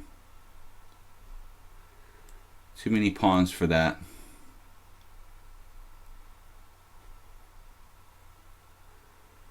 Yeah, too many mates. All right, man. So, interesting. All right, Pawn Spanker is up. Now, he's question mark, see? But he just doesn't play classical chess. So, Pawn Spanker has 100 gains in Blitz. A mere 21,000 in Blitz. I mean, Bullet. He has somewhat of an established rating. All right, e4.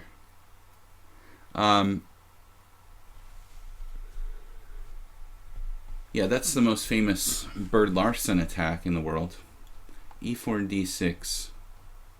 I mean, that's a game that's in like the Lasker Bowers in every like game, every book of like the most famous games of chess, like 500 Master Games of Chess by Tartakover, is a book that I often recommend. Not only because it's a collection of like the greatest chess games in history, but because it's also written by a really strong player, which is kind of unusual. You know, Tartakover was a strong player.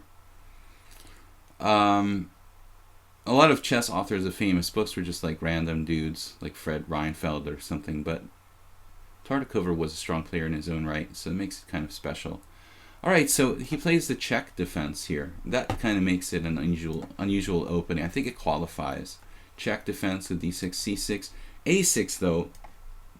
Pawn Spanker likes to play strange stuff. Pawn Spanker, what are you doing challenging me to rated, man? You know not to play rated. It's been a while, though. Alright. Pawn Spanker, I think, took me out in the rated game once before. I'm not sure. Was it in the... No, it couldn't have been a simul. He beat me in the simul. This was a simul game. He beat me once. I was angry about that. He wouldn't resign in a bad position. He beat me twice in simuls, okay? Never in a rated blitz game. He's playing really crazy stuff here with rook a7. I'm just going to ignore that, I guess. Bishop e3. Obviously on the diagonal with the rook on a7. But Pawn Spanker this is appropriate. Taking the unusual opening a little bit far here with d6, c6, b6, and a6. It's okay. It was an honest mistake. Only 22k in 1 minute chess. Rook d7 now. So, where do we put the queen? You give up at the end.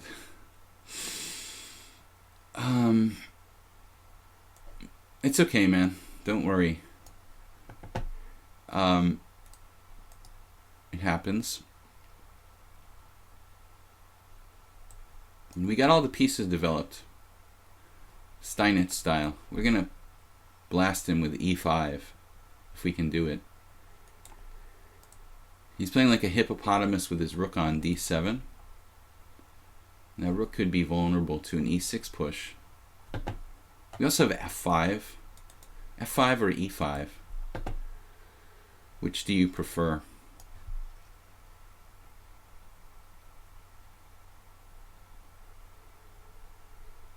We're going for it now.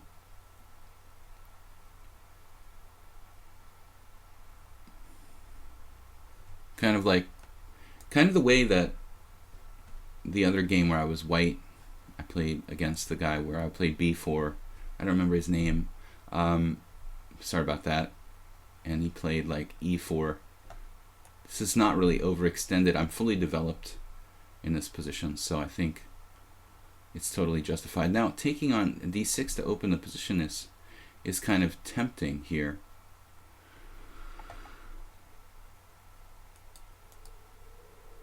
But it would trade off my greatest pawn on e5. If he's able to play d5, he can lock the position.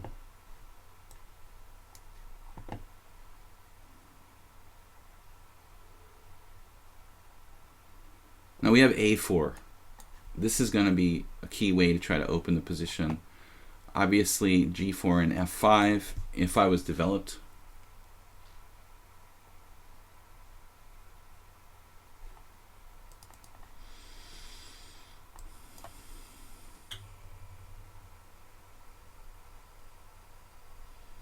I decided to give it up, the strong point on e5, for use of this e5 outpost.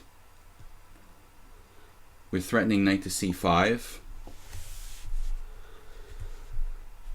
Faithful to the theme of the stream, why don't you play rated? Articum says.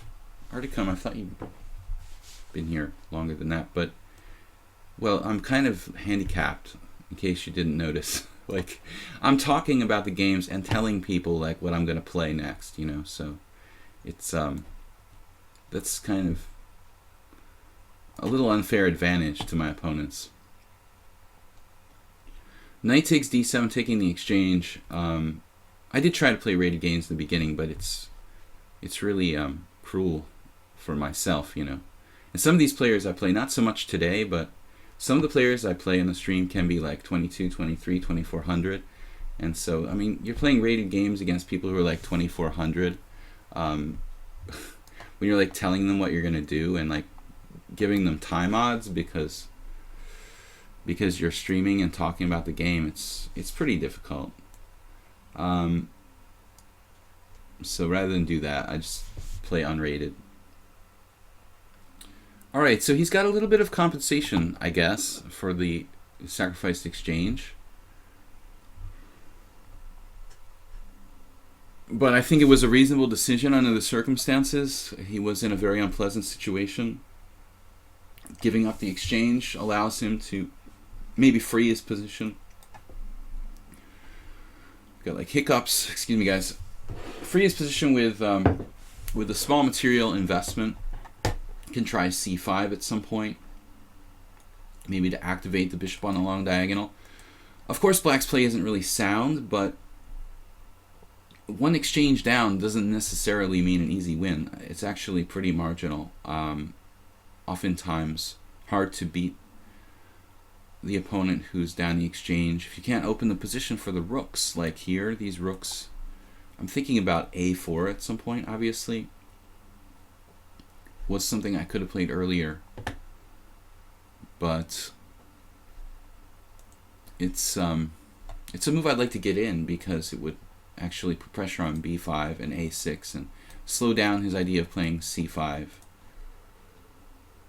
I don't know if he has time for c5 here. I mean, he really should get castled. He played knight to g4. Knight g4 neglecting development. Going for this bishop, it's actually kind of a bad bishop. So I have no real issues with trading that off.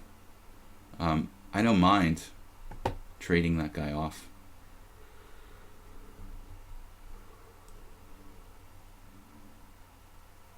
Watch out for queen h4 in some positions, perhaps. But generally speaking, trading pieces is good when you're up material. Mr. Chubbles, why didn't you fork the king and bishop with your knight? I'm kind of new to this. Just wondering if there's a reason behind it. King and bishop with my knight. I mean, I'm not sure which position exactly we're talking about. Here we have probably just h3. I mean, I'm actually winning a pawn here, but it gives him the h-file.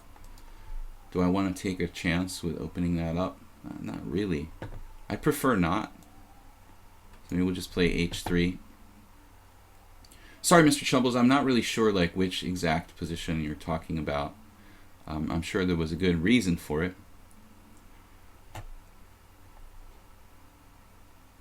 But if you give me like a move number, I would probably have enough time to glance at the position. Guys, I'm streaming Monday to Friday, Blitz and Classical Chess here on lichess. Sundays, I do a simultaneous exhibition. 20 players to 25 players, depending on how tired I am. Sometimes I have tournament games on Sunday. So, like this Sunday, I have a team game. So I'm usually pretty exhausted, but I'll still do the simul, just with like 20 players, 6:30 p.m. CET. And that's here on lichess, of course. Also, you can check out my YouTube channel, Video Chess Training. All one word, that's the name of the YouTube channel. And do subscribe and like if you go over there. Try to get some new material set up over there, but I've been away for a week, and I'll be uploading the streams and whatnot, and some maybe review video this week or next week where I talk about some of the simul games, or maybe some Blitz and Classical stream games here I played and analyze them. Also, occasionally I'll do like opening analysis of different stuff, or just game analysis. Different stuff. If you have any suggestions, by the way, you can email me, or if you're interested in lessons, I do teach private lessons. You can send me an email, videochesstrainer@gmail.com. videochesstrainer@gmail.com. Any kind of chess questions, inquiries about lessons or training, or even just suggestions for the stream, you guys can feel free to hit me up with an email. When you took on d5 with e5, I think. Took on d6 with e5, okay. When I took on d6, okay, I could have forked something. When I took on d6 here in this position, well, I'm going to have to do something. I don't have any forks. I take and then he takes back. Oh, he played knight f6. You mean, well, I forked these guys. I'm not sure. I'm not sure exactly what he meant. Knight h6. Yeah, I thought about this.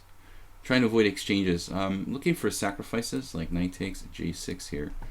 But generally speaking, when you are up material, as I am in this position, I'm not looking to take any risks at this moment, you know. Basically, we're up, and we're going to try to just like... Is knight f5 going to be an issue? Knight f5. I could play g4, but it really weakens my king side. Knight f5, bishop f2, just hanging out. Rook a e1. Just complete my development here. I was thinking about a4 forever, but it just doesn't feel like it's really relevant anymore. All the actions over here on the king side in the center, so I'm just going to give up on that and roll over here and bring the rook to the open file, half open file. Pawn spanker. If he goes knight f5, we can always take, but it is a good piece on d3, so I'm thinking about just playing like bishop f2 and keeping my options open. And with the rook here, I've got sacrificial ideas. I don't want to give away all my secrets. Yeah, knight takes g6 is an idea, but I was kind of trying to set it up in a better moment, you know. Try to find the best moment for it. Yeah, we do have tactical ideas. You know, he doesn't really want a castle, I can see, because he likes his rook being on this open file here. I think we finally have a tactical shot now. Knight takes f7, king takes f7, or bishop takes f5. This should be pretty killing. We've got to watch that newly activated bishop on b7, but sequence of like queen takes e6 check followed by bishop takes f5 should win back the sacrificed piece with interest, and I think we're winning. Knight takes g6 also good, but it's not as forcing as knight takes f7. That's why I needed my rook over here on e1, so this combination works basically. Bishop takes f5. Now his d6 bishop is unprotected.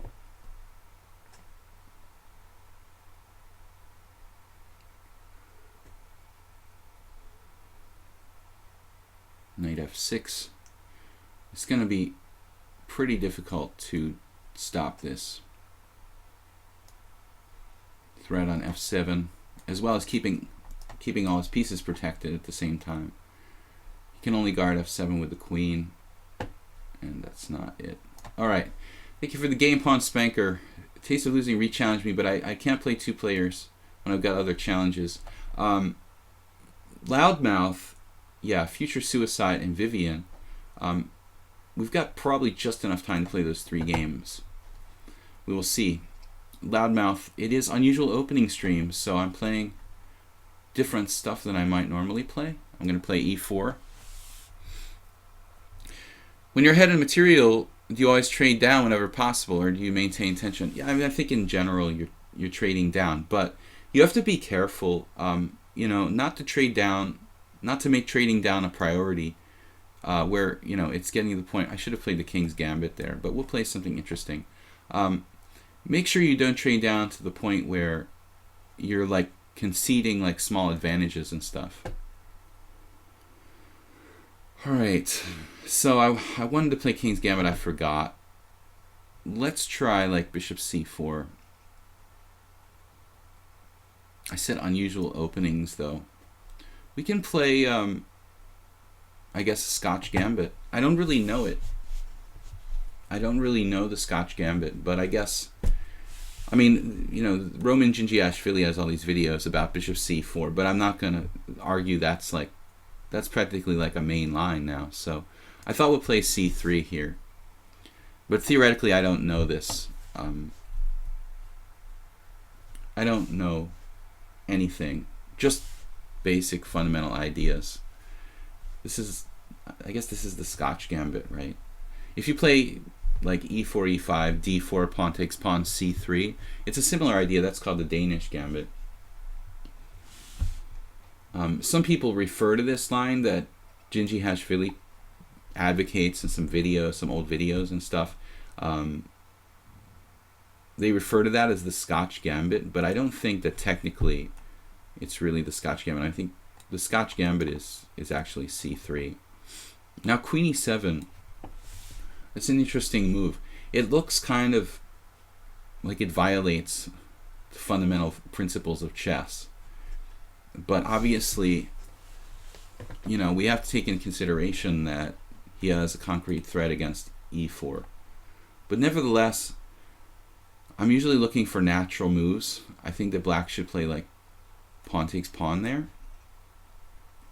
Queen e7 looks like it probably makes some concessions by putting the queen on a square where it's vulnerable, blocking the development of the bishop on f8, knight on, well, not the knight so much, but just causing some traffic problems. So I suppose we can't afford to, we could take on d4, allow queen takes e4 check, and play something like bishop e2.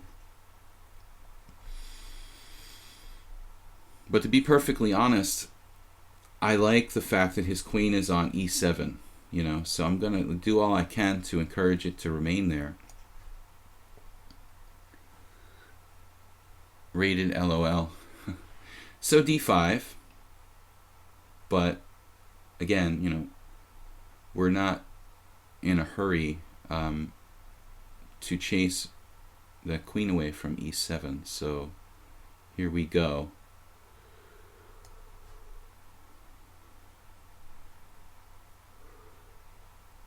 We just try to develop naturally and punish black for having the queen on e7. Usually black takes on c3, right?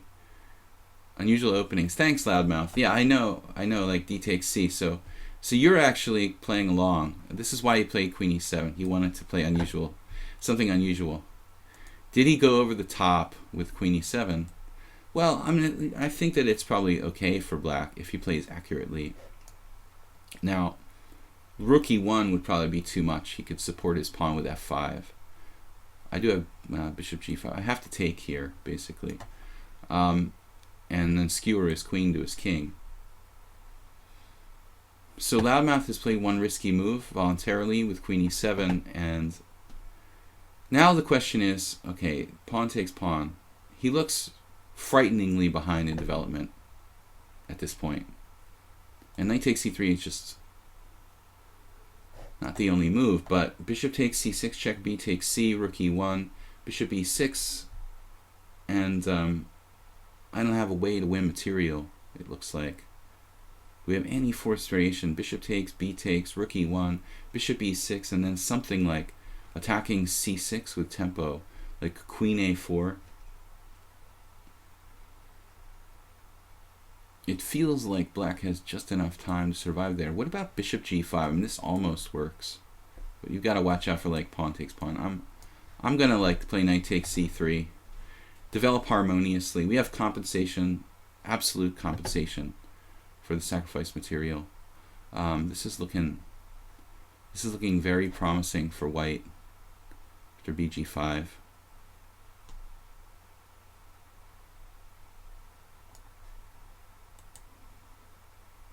Maybe there I should have done bishop takes c6, rook e1, bishop e6, queen a4. That might have been pretty problematic.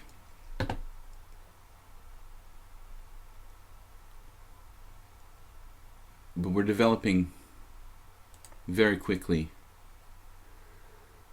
But perhaps that was stronger. Bishop takes c6, b takes c, rook e1, bishop e6, queen a4. And he's got serious issues with the c6. Not so much the pawn itself, but the tactical threats against the king and the rook on a8, with the bishop e6 pinned. Maybe black is close to lost there. Perhaps I missed the boat, or the bus. Now rook e1. Rook e1 now. He's dreadfully behind in development. It's like one of those Bronstein positions where I like queen d8 in some moment will like win by force. There's some cute positions in chess. Yeah, queen e7 isn't really good. He played it on purpose. Now bishop takes c6. Man.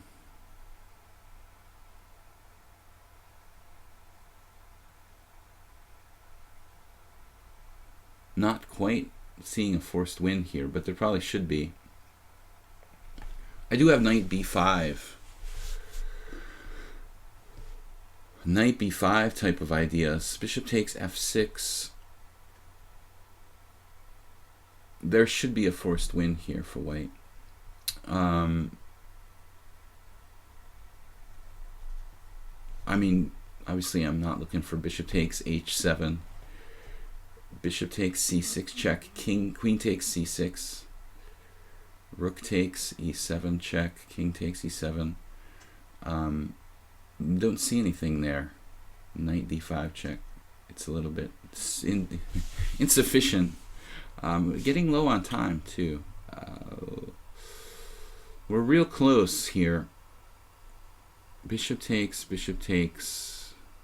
and knight d5. Yeah. I mean, oh man, it's so close. What am I doing? I hate trading on c6 unprovoked.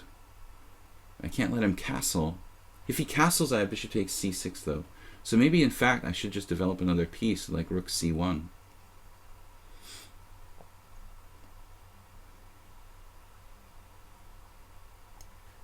Crazy, huh? Developing another piece. All the pieces are developed. I probably had a better move there, but I just thematically like this. Getting the last piece in the game. He can't castle without dropping something, so that's pretty key. Although maybe has some other defense.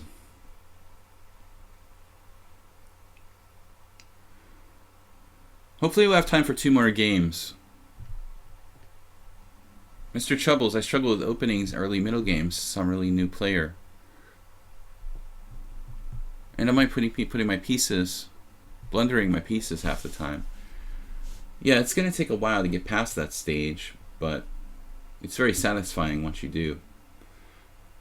I mean, the beauty of chess is like, honestly, like being a beginner is the most fascinating and really inspiring and wondrous time, you know, when you're playing chess.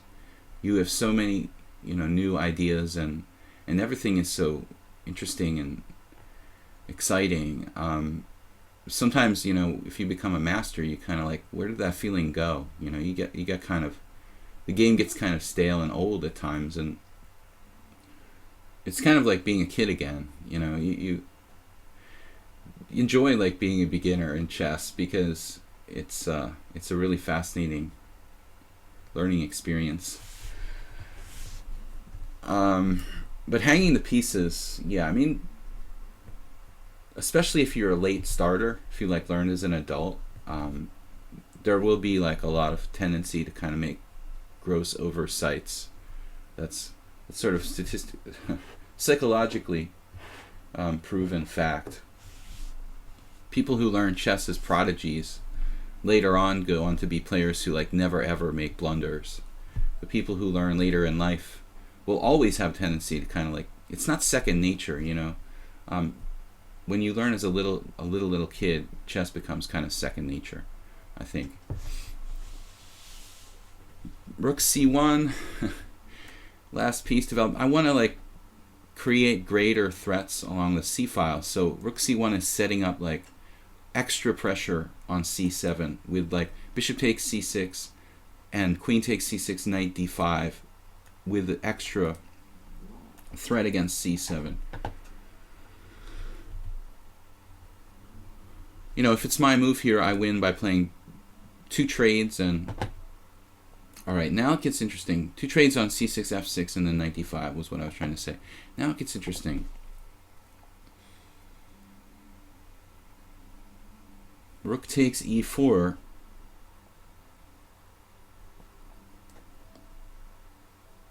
Should be good enough. I'm still down my pawn. And now for my next trick. Well, yeah, I mean, at the very least, we have trading queens followed by a triple attack on e7, and that should decide. So the win is just this kind of routine. There's the fork on c7 and the threat against that. So I don't think if black can do better than losing in exchange. I don't know if he can even do that here. Queen takes e7. I'm sorry, d6. And then we're going to double attack these 2 points. Simplest is bishop takes e7, knight takes e7, knight d5. Bishop e6. Knight c7 check. Yeah. But his rooks aren't connected, so he may in fact be losing a whole rook in some lines. If I'm playing like knight takes check there. f5 intermezzo. Hopefully that doesn't make a difference.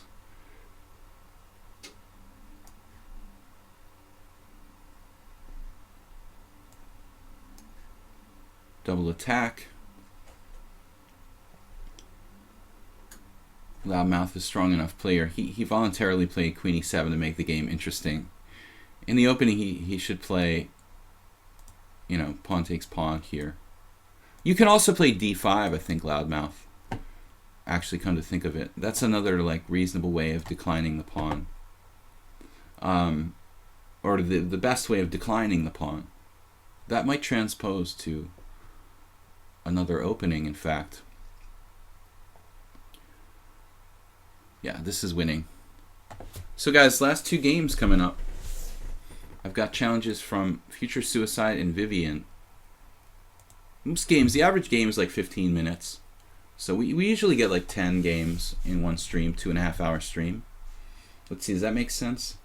15 minutes times 10, 150 minutes. That's exactly 2.5 hours, right? Exactly. Knight to d5, yeah. So the Danish is not the Danish. This is the Scotch Gambit. Chess is the best. I got better at chess once I got a setup of openings. Start to play the same over and over again. It's very important that you have a certain routine, but there's also, especially as a beginner, there's also an argument though that don't become too routine. So too much of a good thing, you know. I see a lot of players who are like masters for 20 years and they're still like playing one opening. I mean, it's not, you know, that's not good for your creativity. Future Suicide. So we're black against d4. Hard to play. It's hard to play unusual openings. Let's try the Franco Benoni. I have a friend, International Master Emil Salanci.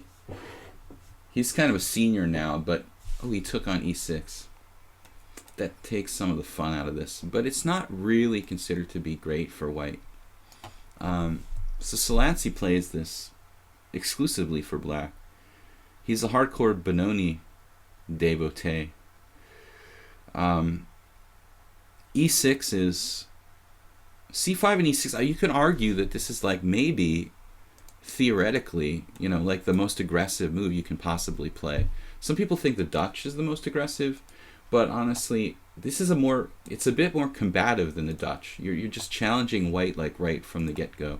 So Future Suicide, if he was given more time, like if he had one more tempo, I guess the Future Suicide would arguably have a very good game. But this exchange on e6, if black plays inaccurately, I think can be good for white. I have toyed around with doing this, Future Suicide. I did toy around with playing it myself against somebody. Because I've seen a few GMs do this with white. Objectively, d5 is better, or play knight f6 first. I think d5. But I don't think the white setup is bad, and I think there are many ways that black can go wrong. Future Suicide, what's his rating? He's 1500. Strategically, white structure is good. e3 is a bit too quiet. I think you need to play for g3 here. And sometimes like knight h3, knight f4, you get a really aggressive type of setup if black is not active enough. So basically it's turned into a kind of Blumenfeld gambit, except of course white knight wasn't on f3 yet, but now it is. So it's like the Blumenfeld gambit declined. Structurally, white has a good game, but he's lost some time, in a sense.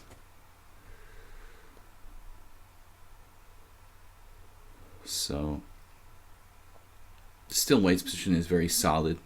I think it's perfectly fine to play this way. And it's actually frustrating for a lot of black players. They don't really like playing the structure. Now, can I go d4? Here we go again. d4. Maybe that's the problem with white's position. Can play d4 now. We had an earlier game where there was a pawn on c2 and there was no pawn on e6. It was like on f7, and white just resigned after d3. Pawn on d2, excuse me. Pawn on f7 instead of e6. And d3 wins a piece. But that's not happening here.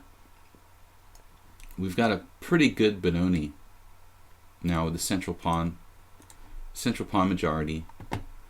This is a big mistake by white to play knight c3. So he has to be careful about that. In choosing his setup, I don't know. That's why I like g3 better, first of all, instead of e3.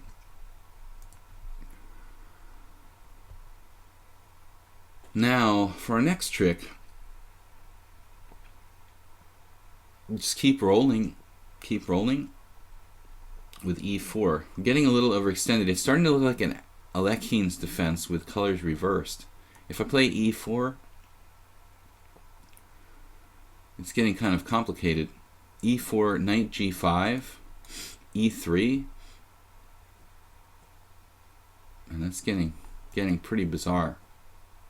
e4, knight g5, bishop check, bishop d2, bishop takes d2, queen takes d2, castles kingside. And that kind of feels like it should be okay for me. I don't like trading pieces, but this is really Alekhine's defense reversed. I don't like trading pieces there. That's passive. He's on the e4. He's on the e4 a couple times though. So we may have to play bishop b4 just to slow him down. You could sack the pawn straight up. And e3 is certainly a move to consider here. Bishop g4 doesn't seem to help. Bishop b4 feels like gotta do it to stop the pressure on e4. I hate giving up my bishop. But I don't see what else to do. e3 here. Bishop g4, e3. I think I just have to take. So we maintained a very powerful center. But we're not like crushing him tactically. We're close.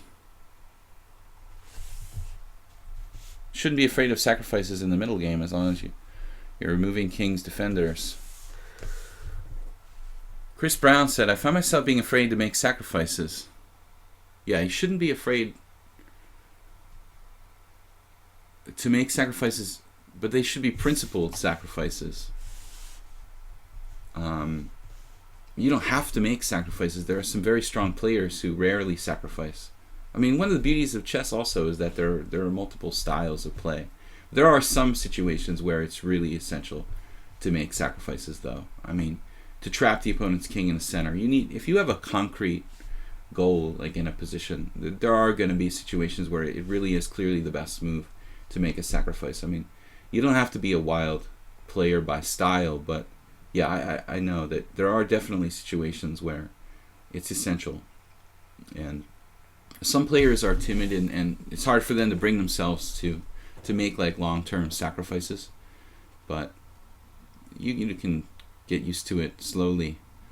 But you need to identify like concretely what you have in return for that sacrifice. A lot of us are materialistic, myself not included. He's going to try to castle queenside here. Knight g4, e3, all sorts of possibilities. Now I could just play d3 and knight d4.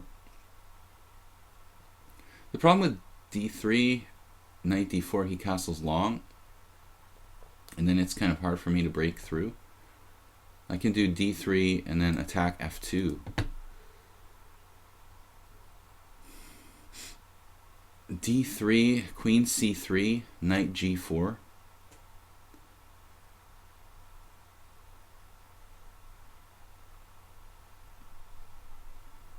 The knight takes e4. So many possibilities here. Knight g4 immediately. Knight takes e4. Wow.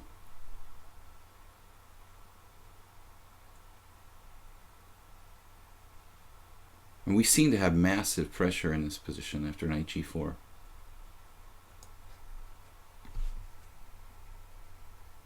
I mean, this is the theoretical weak point in the initial position.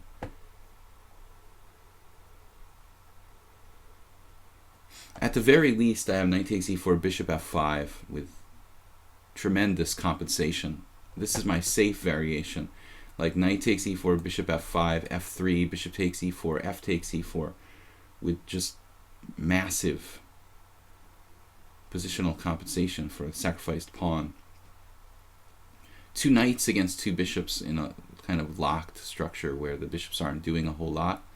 That's the very minimum for me here. Unless he can find something tricky. f3 doesn't look real great. I mean, this position, it should be winning for black.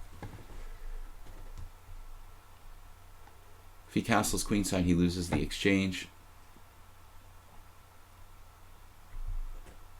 He's wasted quite a bit of time. Moadib says, I not played chess in about 10 years, but I'm getting back into it.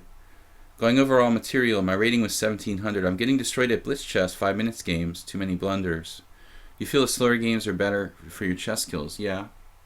I'm a big advocate of the slower games. I mean, I always like blitz, but I do the longer games on the stream because it gives me time to talk about it. But when it comes to like recommending what people play, you know, I think that blitz is overrated. I think that blitz is a little bit overrated. I mean, it's very good for practicing your tactics and your openings, but it's not really good for practicing the strategic side of your game. I mean, if you're blundering pieces, the blitz probably won't hurt you, you know. It probably helps learning to calculate faster and stuff. But I think overall, playing like longer games, like 10, 15 minute, even 30-minute games, if you can find legitimate opponents who aren't cheating with computers and you have time for it, then even like 30-minute games are very useful. But longer than that, it's not really necessary. Especially if you like are a player who doesn't have time to play like over-the-board tournaments. I have a student like that who's in a region where he can't really play a lot of over-the-board tournaments. So I told him, like, you know, you really need to play longer games, not just blitz, because there's not enough time, in these blitz games to play a strategic type of game. Future Suicide just sort of panicked here. F4 is pretty bad. We have all sorts of nasty threats. D3. This looks horrible.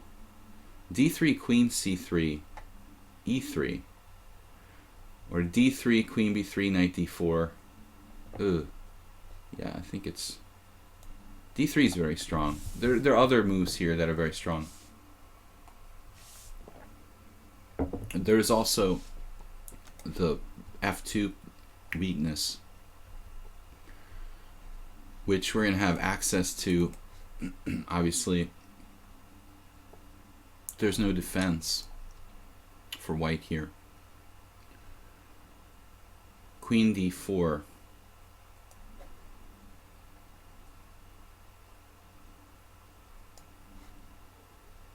No way to defend F2. So consequently, his only option would be to like move his queen again. And that's not going to work out well.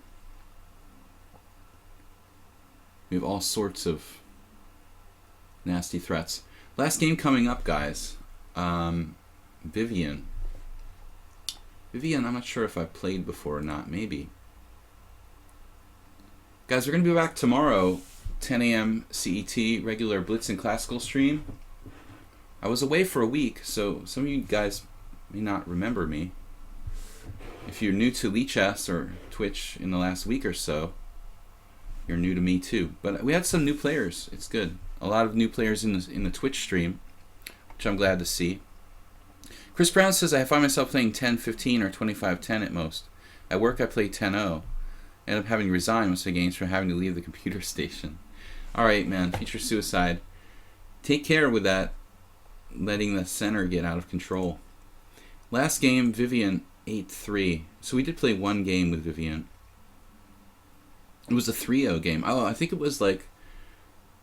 It might have been off stream, but I think it must have been maybe like the last game of a stream where I agreed to play one 3-0 game. Not sure. B3. Yeah, I saw some game where somebody played A5 recently. But that's good. Vivian's playing B3. That fits in with our theme of unusual openings.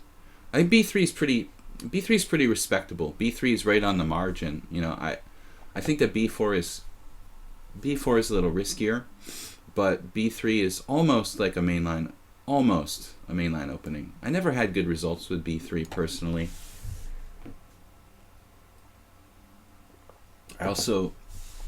The last time a strong player played against me, Pavel Blatny, I smashed him pretty good.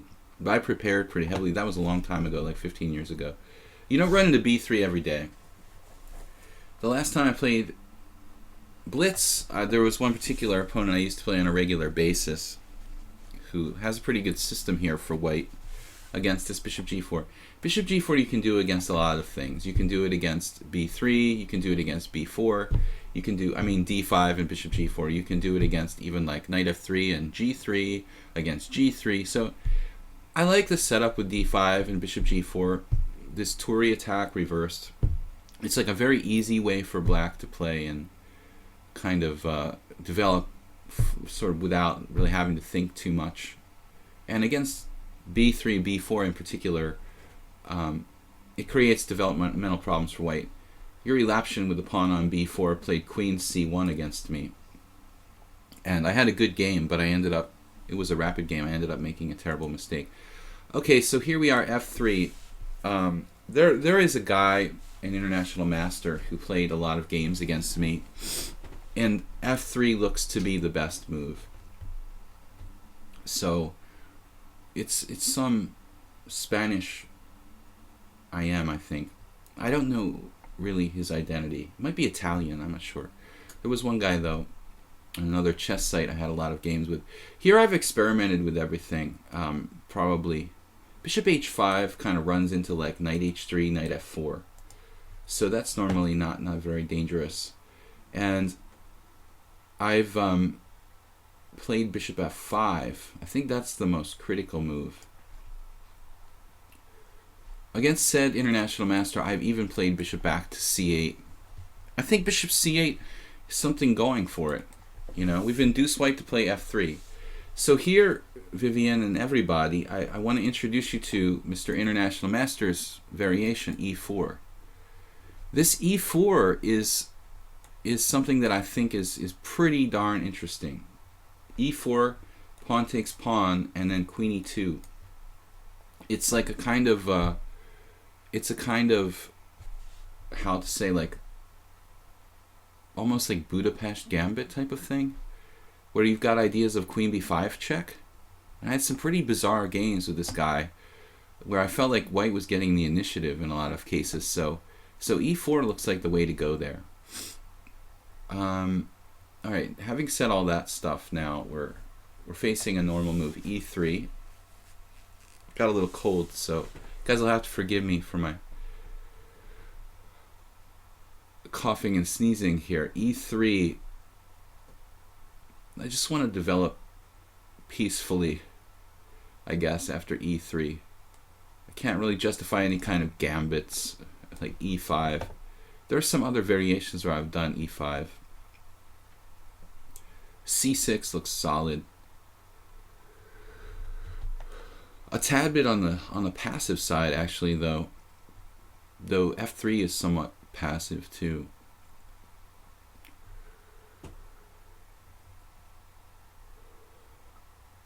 I don't know what I should do. e6, c6, even knight d7 is probably a reasonable move. Alright, let's play knight d7. It's kind of interesting. I don't think I've ever played this exact position before. That GM is Eric. There's a GM on Twitch called Chessbra that always plays the Grob opening. Yeah, of course, Chessbra is a strong player. He's 2600 plus FIDE. He's from Canada. Eric Hansen. I don't recommend playing the Grob. You know, he can get away with it because he's a very strong player, but the Grob is not a good opening for white.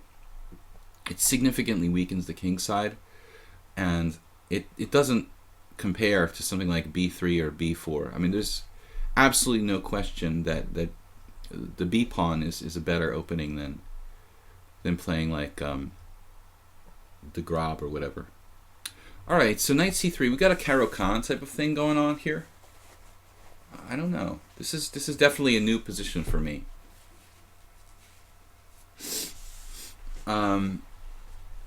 c6. We have the option. I thought with knight d7, it does support e5, so we have an option to play different kind of structures, either e5 or e6, depending on what white does. Knight c3 blocks his bishop on b2, so there is that consequence.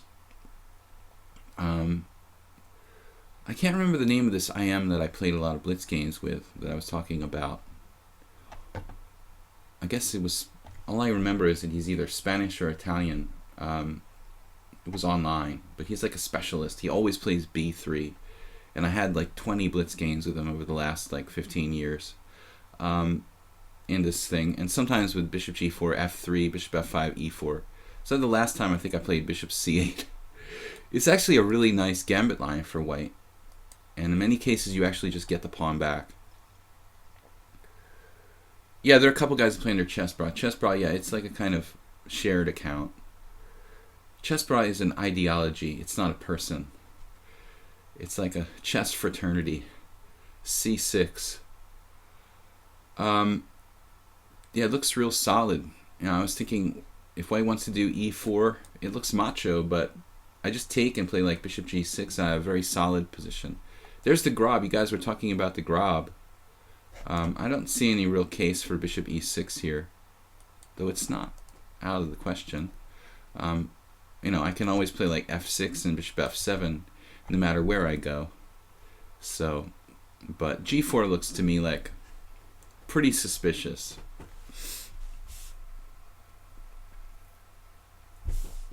We're going to be back tomorrow with more blitz and classical chess here on lichess. Sunday I have a simul. I just want to remind everybody, 20 players. He played f4 now. So this might stop me from playing e5. Or does it? Maybe not. e5, f5, queen h4 check.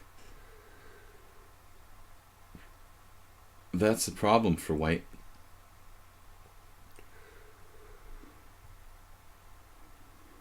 But strategically, do I want to play e5? Or do I want to just play like e6?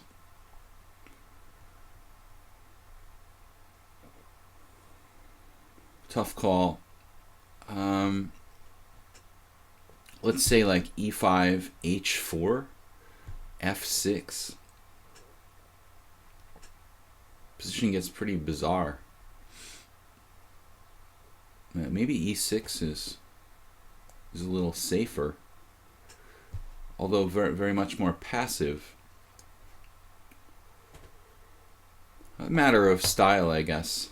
Now e5 is playable, but I decided to. I have a reason for doing this. Playing e6. I think I'd like to be able to meet like h4 with some more active move, like h5. Because if e5, h4, h5, f5, he's like trapping a piece. He or she, Vivian. So knight f3 though, that's more flexible. Well, I can still play h5. There's no reason I have to. Knight f6 looks like a sound move. This is a bit of a weird position. I have to watch out for my bishop on g6 getting trapped, though it's not easy to do it. I'm stopping h4 here by threatening g4, just simply developing a piece. I also have to watch my bishop, her bishop on b2, threatening g7 ultimately. Maybe it would have been easier to do e5 and f6 and not have to really sweat the long diagonal. Now I have to worry about this long diagonal stuff. But my evaluation of this position is that white is a little extended, a little overextended on the king side, but still it's probably fine. Probably white's fine. I mean, I think that I maybe was too hesitant. E5 would have been better. I should have gone for it. So, in that case, knight f3 wouldn't have been available for white, and she has to play h4, h5. The position is probably good for black. So I think I made an error there. e5 would have been much more aggressive and given white a lot less options. So now I end up this kind of positional game. I mean, g4 isn't so bad. I talked about Pavel Blatny, how I smashed him once. He plays this kind of stuff a lot, though, or he did. I don't know if he's still playing a lot. But he would get these kind of positions routinely with white and outplay weaker players. He would randomly play h4, g4, play like knight c3 to e2 and g3, and he's a strong player who would get away with this. But I had particularly prepared for him and caught him in some preparation in one of these lines. But now I don't know what white's thinking so long about here. Maybe they got disconnected. White has several reasonable moves. I mean, h3, g5, rook g1. Now, as I mentioned earlier, there is some question about my pawn on g7. I am a little bit stressed about that.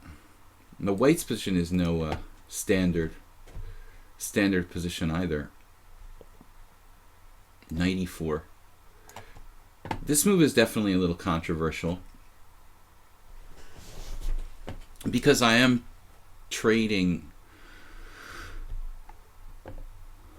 potentially trading a bad piece. So,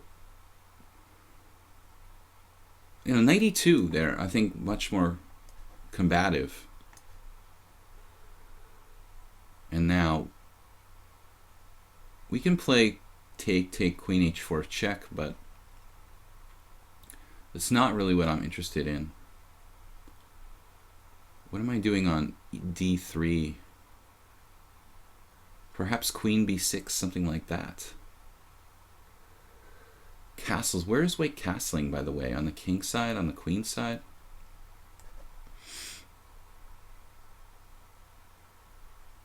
Queen b6 is a bit weird. Maybe f6?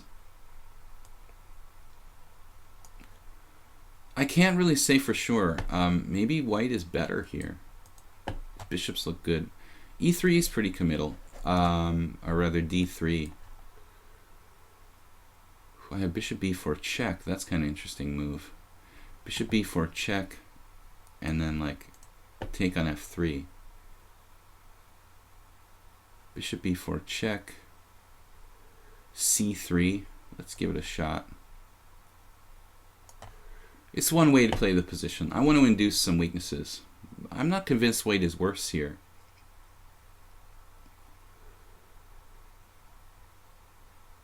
But it can, this will force some sort of concession by white.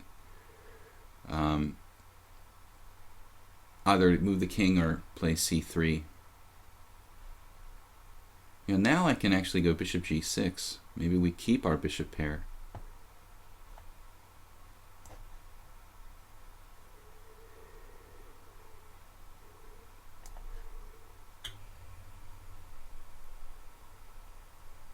The Blatny. Playing like Blatny, Czech Grandmaster. Haven't heard much of him lately. He was like in the US a lot, playing a lot of open tournaments in the US in the 90s, 2000, early 2000s. Once he won the New York Open. It was kind of a miracle though. I remember that tournament. He wasn't really strong enough to like win a tournament like the New York Open, but somehow he pulled it off. Am I going to castle kingside or queenside around here? Maybe we should keep our options open. Queen b6. Just keeping an eye on the white king. It's a weird position where we can just kind of flirt with castling either way.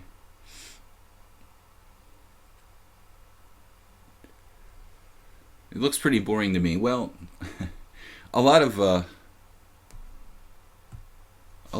positions, these closed positions are not really well designed for playing fast blitz games with. Yeah, it would be fascinating to play a long game with this position.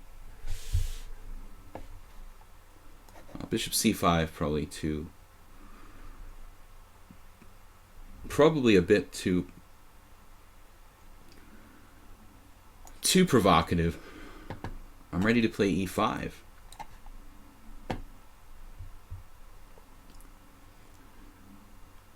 And white does not want to cooperate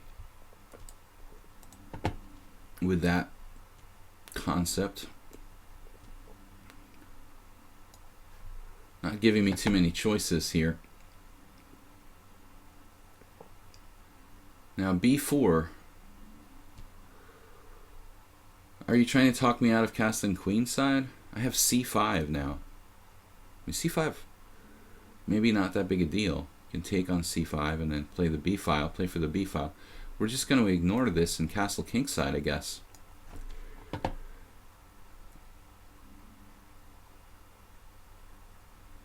His king or her king on f2. Not ideal for this type of position because they can't really afford to open it up with the king on f2, which is what white really wants to be doing here. And now knight b6, excuse me, knight b3. So we're first in the center, and we're threatening pawn takes pawn.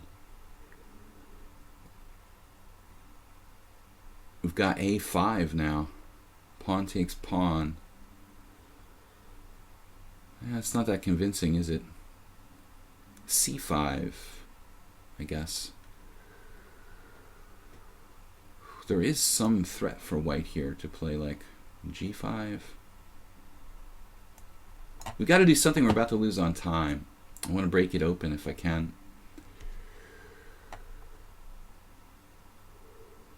We have a slightly better structure. Maybe this rook can come to the c file, help us out. White doesn't quite have the time. Knight a4 maybe. White doesn't quite have the time that they need to formulate that kingside attack they're flirting with for so long here. Now we've got the clear structural advantage on the queen side. Oh, this move. Whoa. I guess I have to take with the pawn or just let it be. And I hate closing this up. Wow. a6, b5. Hanging the pawn on c2. Wow. This is difficult position. Man.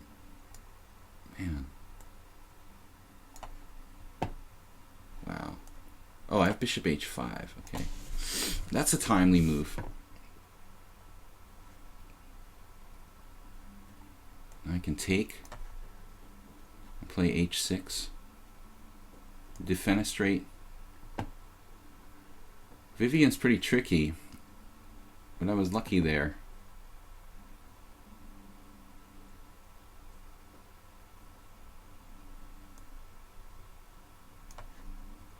Never really getting the time I need to attack.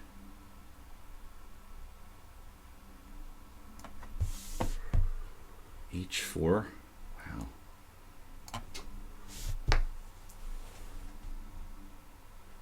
Alright, I mean that's...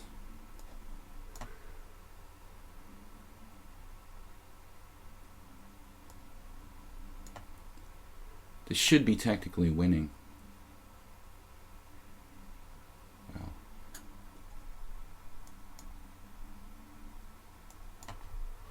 What a defender.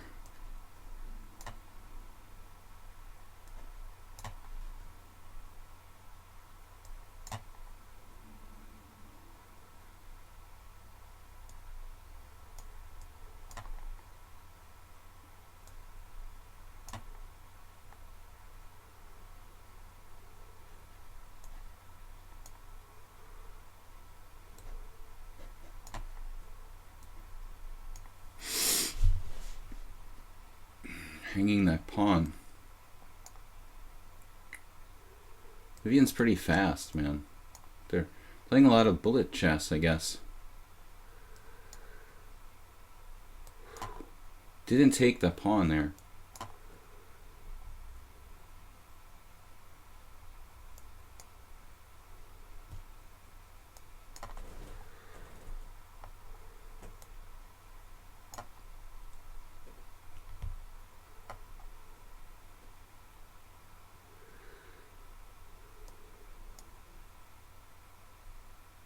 It's a lot of pawns.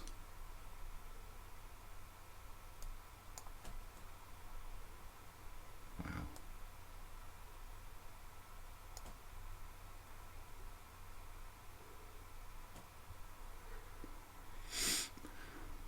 Scary. I don't know.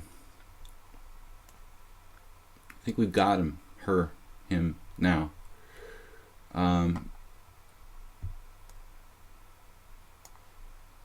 But never count your chickens before they hatched, right? What a defender. This is like the longest game ever.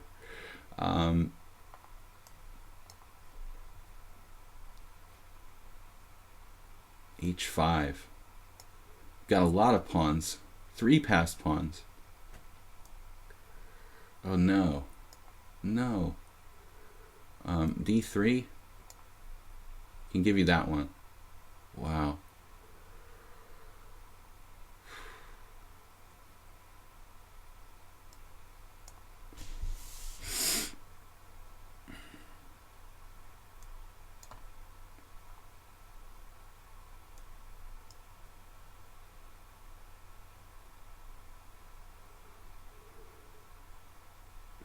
Just enormously complicated.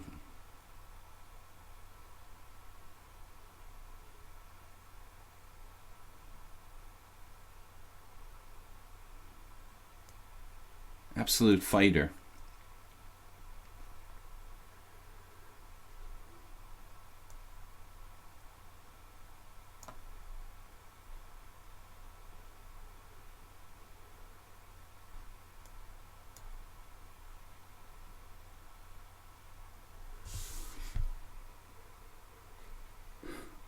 I wouldn't want to see Vivian's like bullet rating.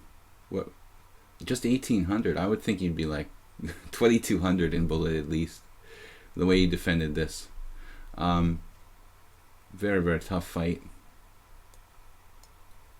But probably White was drawing this somehow. And I got kind of lucky here at the end. Alright.